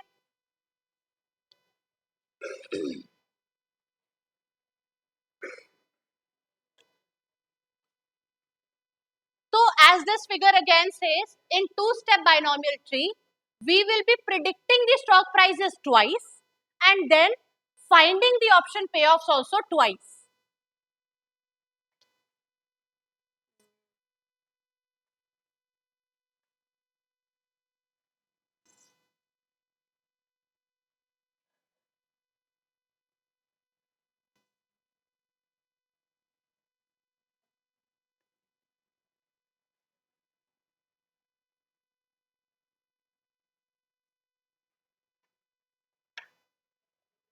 मतलब अगर 6 महीने का कॉन्ट्रैक्ट है तो 3-3 महीने करके हम ऊपर बढ़ेंगे। 3 महीने बाद S0 can become either S0 U और S0 D। उसके 3 महीने बाद S0 U can become S0 UU, मतलब बढ़ा और फिर बढ़ा, बढ़ा और फिर घटा, घटा और घटा। सो S0 U can become S0 UU, मतलब बढ़ सकता है, या फिर S0 UD। S0 D जो गिर गया था अब फिर बढ़ सकता है या फिर गिर सकता है। S0 D can become S0 UD DU, एक ही बात है, या फिर S0 DD।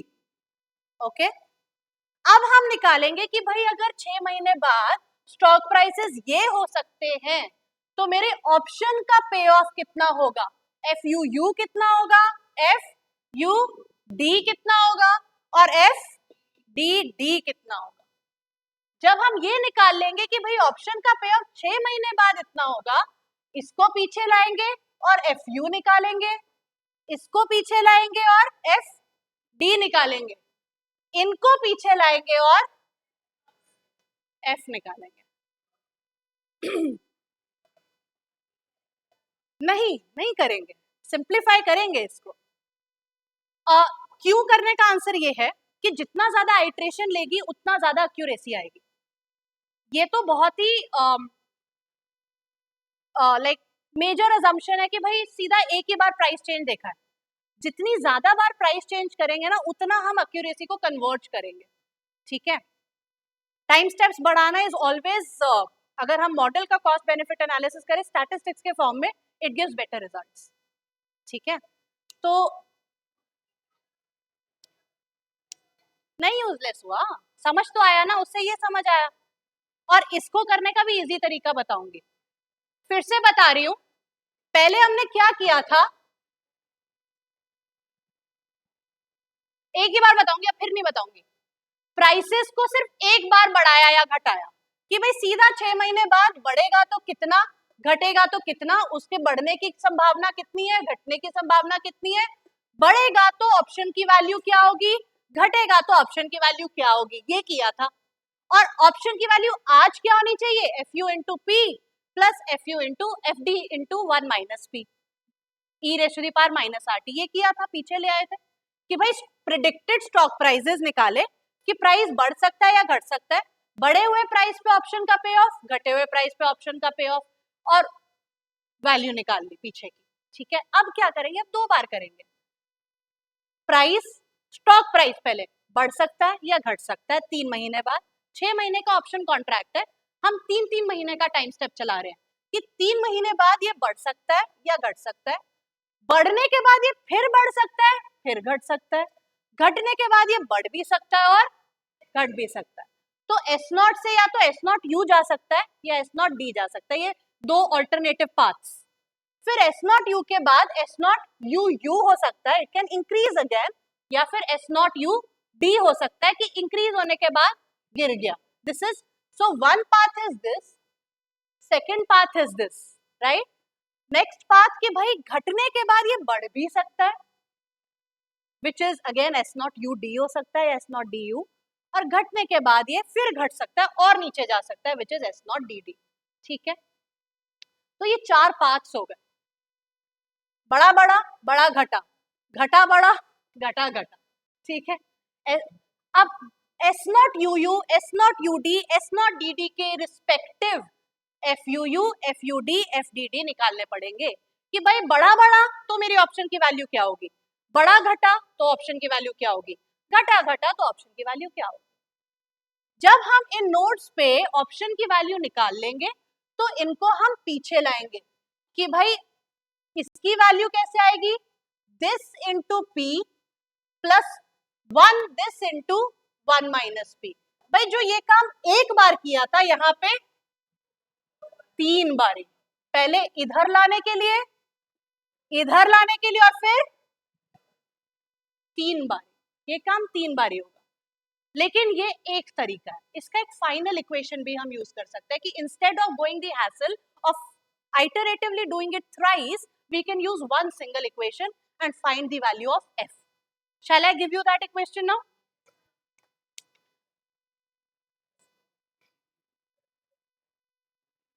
अलग भी हो सकता है, सेम भी हो सकता है, डिपेंड करता है कि आप, अगर तो क्वेश्चन बोल रहा है कि भाई आपको सिर्फ 10% इंक्रीज ही देखना है और 10% डिक्रीज ही देखना है तो सेम होगा।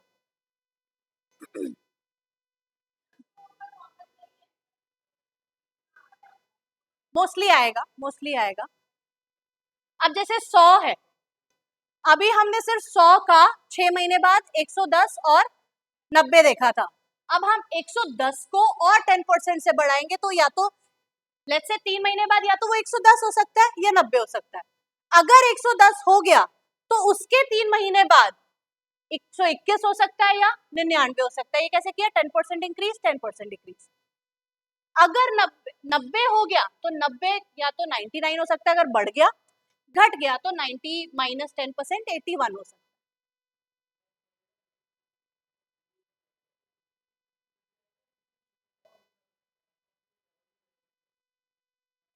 एक सेकेंड यार, एक क्वेश्चन तो बताओ, हाँ फिर से बताओ। एस नॉट यू गया, यूडी आ सकता है,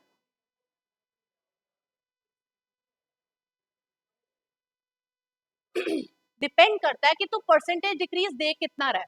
कई बार होता है कि प्राइस बढ़ा, ठीक है, 3 महीने बाद प्राइस बढ़ा और संभावना है उसकी बढ़ने की, ठीक है, तो तूने वो प्रोबेबिलिटी बढ़ा दी कि यार पहली बार जब प्राइस 10% से बढ़ा तो मैंने 50-50% की प्रोबेबिलिटी रखी थी, अब जब प्राइस बढ़ रहा है तो मैं 70-30 कर रहा हूँ।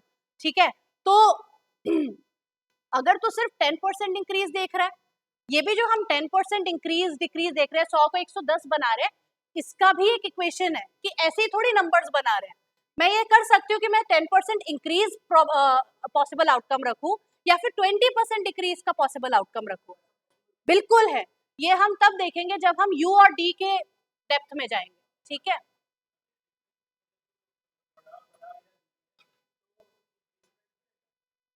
बेस प्राइस पे ही देखोगे। 100 से 110 गया तो 100 का 10%, 110 से जब तेरा आगे जाएगा तो 110 इंटू 1.1 होगा।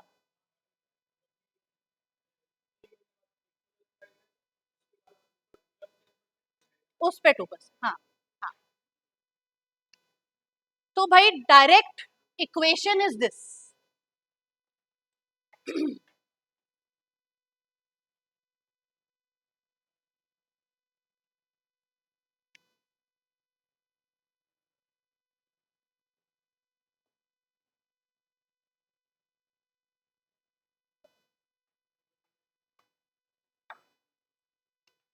So F is equal to option premium और option price is equal to e raised to the power minus, क्योंकि डिस्काउंट बैक कर रहे हैं, 2r डेल्टा टी। इसमें सब कुछ सेम है, बस ये t की जगह डेल्टा टी आ रहा है। मतलब इसमें अगर ऑप्शन कॉन्ट्रैक्ट 6 महीने का है और मैं 3-3 महीने वाला टाइम स्टेप ले रही हूँ तो t is 6 months, delta t is 3 months। ठीक है, सो जितने में मैं टाइम स्टेप ले रही हूँ वो t बनेगा, वही यूज करना।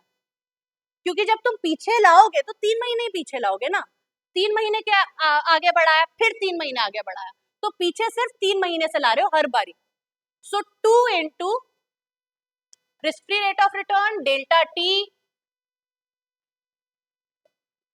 पी स्क्वायर है ना, P square F U U plus 1 minus P whole square F D D plus 2 into P 1 minus P F U D. यही है ना, 2 इंटू पी, 2 इंटू, ओहो ओके, सीधा एफ यू डी है, sorry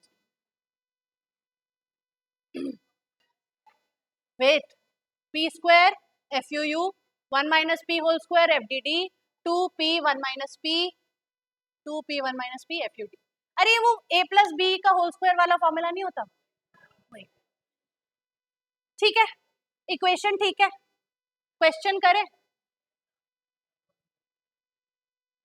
okay, सिर्फ यहाँ पे delta T is the time step length, length of time step. T तो फुल लेंथ ऑफ ऑप्शन है कि ऑप्शन कॉन्ट्रैक्ट 6 महीने का या option contract let's say 1 month का है, लेकिन तुम 2-2 वीक्स का टाइम स्टेप ले रहे हो तो उसमें 2 वीक्स हो गया। ठीक है, ये बस सॉल्व किया यार अलजेब्राइकली। तुम्हें आइडियली क्या करना था, एफ यू निकालना था ये यूज करके, एफ डी निकालना था ये यूज करके, उसके बाद एफ निकालना था एफ यू और एफ डी यूज करके। यही करना था ना, पहले एफ यू आया, फिर एफ डी आया, फिर एफ आया, तो बस एफ यू को इसकी इक्वेशन को इधर डाला, इसकी इक्वेशन को इधर डाला और अलजेब्राइकली सॉल्व किया और वो बनेगा ये। ठीक है, कुछ a प्लस बी का होल स्क्वायर है इसलिए p ऐसे होता है ना, a square plus B square plus 2ab type, वैसा कुछ। ठीक है, ये वाली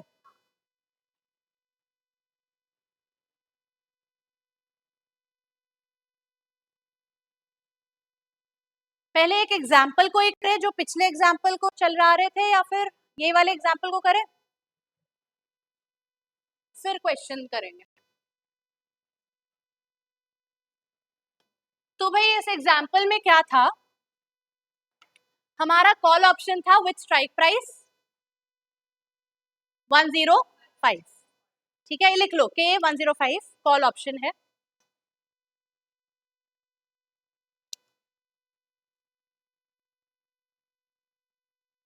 के है 105 कॉल ऑप्शन, एस नॉट है 100, time period 6 months, 2 time step के अकॉर्डिंग ऑप्शन प्रीमियम निकालना है, 2 टाइम स्टेप के अकॉर्डिंग एफ की वैल्यू निकालनी है। ठीक है, और increase decrease is 10%, you will see the increase by 10% or decrease the stock prices by 10%।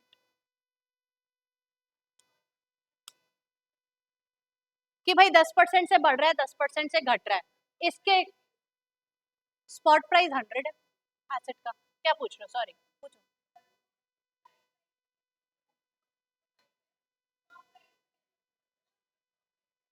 Yes, underlying asset का प्राइस मूवमेंट देखना है। स्ट्राइक प्राइस तो एक ऑप्शन कॉन्ट्रैक्ट है, ठीक है।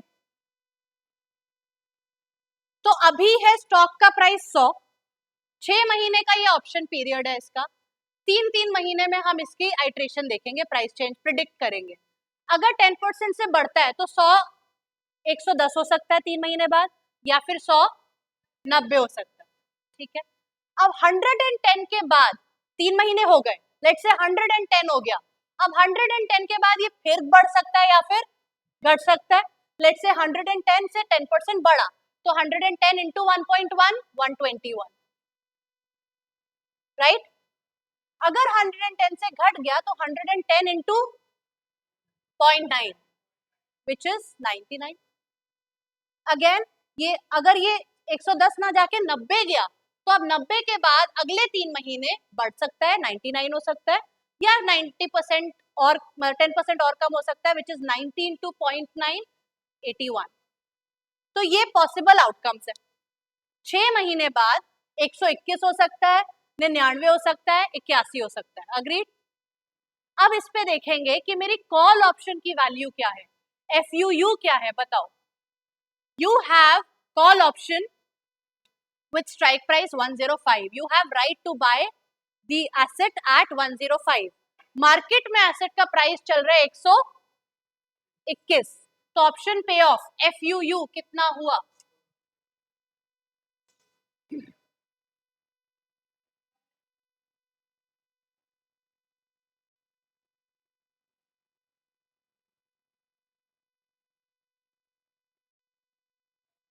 हाँ जी, 121 पे FUU क्या हुआ बताओ? 16। 99 पे FUD कितना हुआ? 0। FDD कितना हुआ? 0। F इज इक्वल टू, अब क्या निकालना है सबसे पहले? P। P is equal to ERT minus D upon U minus D।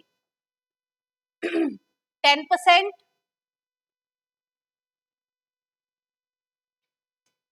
अब यहाँ पे जो T यूज होगा वो कौन सा होगा? एंड सॉरी क्या 16 कैसे आ रहा है? अच्छा अच्छा अच्छा, तुम्हारा कॉल है कि जिसका 105 है, you have right to buy at 105। Market में 121 चल रहा है, एक्सरसाइज करेगा, 121 माइनस 105 का गेन होगा, तो ऑप्शन की वैल्यू हो गई 16। यहाँ पे 0 है, यहाँ पे 0 है, क्योंकि मार्केट में उससे कम चल रहा है, ठीक है। बस इसके बाद सॉल्व करना है हमें। As I said, time will entirely be replaced by delta t। जब हम 2 स्टेप कर रहे हैं तो कहीं भी t यूज करोगे तो वो टाइम स्टेप लेंथ यूज करोगे। यहाँ पे टाइम स्टेप लेंथ कितनी है? 3 months, so 3/12 will be delta t। so 1/4 minus 0.9 upon 1.1 minus 0.9, इसको सॉल्व करोगे p आएगा। उसके बाद e raised to the power minus 2 r delta t p square into FUU plus whatever वो सब 0 हो जाएगा, क्योंकि FD भी 0 है, FUD भी 0 है, ठीक है। तो सारी वैल्यू आपकी इसी में से आ जाएगी, बस नंबर्स इंसर्ट करने हैं, ठीक है। टाइम है ना अपने पास? क्या हो, व्हाट्स द टाइम? 11:31, ठीक है, कोई बात नहीं। कर लोगे क्या ये सॉल्व? यस, इन 2 step only time step length, ठीक है।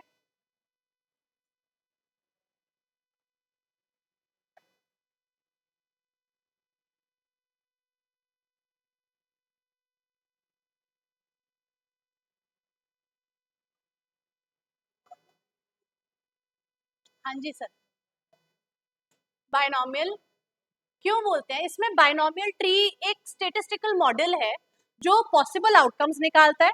फिर उससे वैल्यू निकालता है। आप ये तो जैसे डेरिवेटिव्स में यूज किया, ये मॉडल बहुत फील्ड्स में यूज होता है, तो it is using that model, इसलिए we call it binomial tree model, mathematical statistical model, कि डिसीजन ट्री एनालिसिस भी बोलते हैं इसको, कि भाई क्या क्या पॉसिबिलिटीज हो सकती हैं, उस हिसाब से मेरा डिसीजन क्या होगा, तो वही होगा।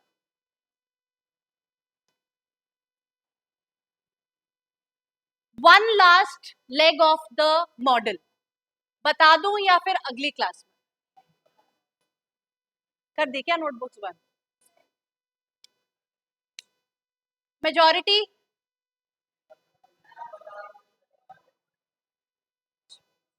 यहाँ पे कुछ ऐसे रोते हुए बता दो तो बता ही देती हूँ, ठीक है। सुन लो, लिखना विखना मत, नेक्स्ट क्लास में इसका एग्जाम्पल या इलस्ट्रेशन व्हाटएवर न्यूमेरिकल प्रैक्टिस कर लेंगे। अभी तक तो हम ये मान रहे हैं कि भाई 100 ऐसे 110 ही होगा या फिर 90 ही होगा, मतलब या तो 10% इंक्रीज ही होगा या 10% डिक्रीज ही होगा, ये तो हवा में बात हुई। एक्चुअली में u क्या होना चाहिए या d क्या होना चाहिए, that we are going to look at the historical variability of the underlying asset, कि भाई अंडरलाइंग एसेट की पिछले कुछ सालों से वॉलेटिलिटी कितनी रही है, मतलब कितने से बढ़ता है या घटता है। So u is equal to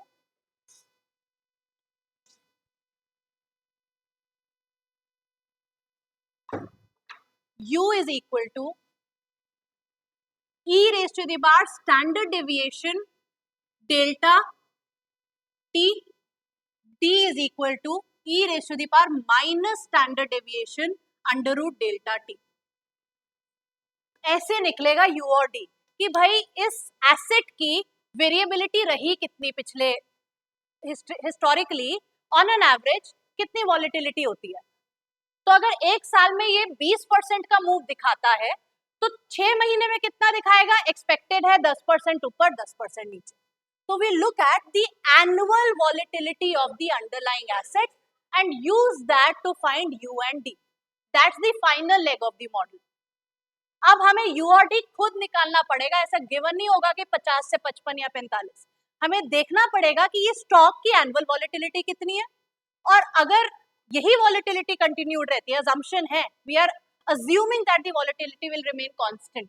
भाई पिछले साल अगर 30% का मूव दिखाया है ऑन एन एवरेज, तो इस साल भी 30% का ही दिखाएगा। 30% से ऊपर जाएगा, कम नीचे जाएगा। अगर 3 महीने का टाइम स्टेप है तो 10% हो गया। सो e raised to the power standard deviation which is variance volatility, right, into variance होता है standard deviation square। तो यहाँ पे हो रहा है e raised to the power standard deviation under root delta T, कि भाई टाइम पीरियड कितना है और एनुअल वॉलेटिलिटी कितनी है, उससे मेरे पास आएगा बढ़ कितना सकता है या घट कितना सकता है। दैट्स ऑल, ठीक है, समझ में आया ना। वॉलेटिलिटी तुम एनुअली रखोगे और बेसिंग कि तुम्हारा कॉन्ट्रैक्ट कितने पीरियड का है उसके अकॉर्डिंग निकाल लोगे कि कितनी डिपिक्ट होगी, एनुअल रखना है। ये क्वेश्चन किसी को करना है तो पिक्चर ले लो, या हम अगली क्लास में करेंगे। Okay, with this I rap my class. कोई डाउट है तो यू कैन कम।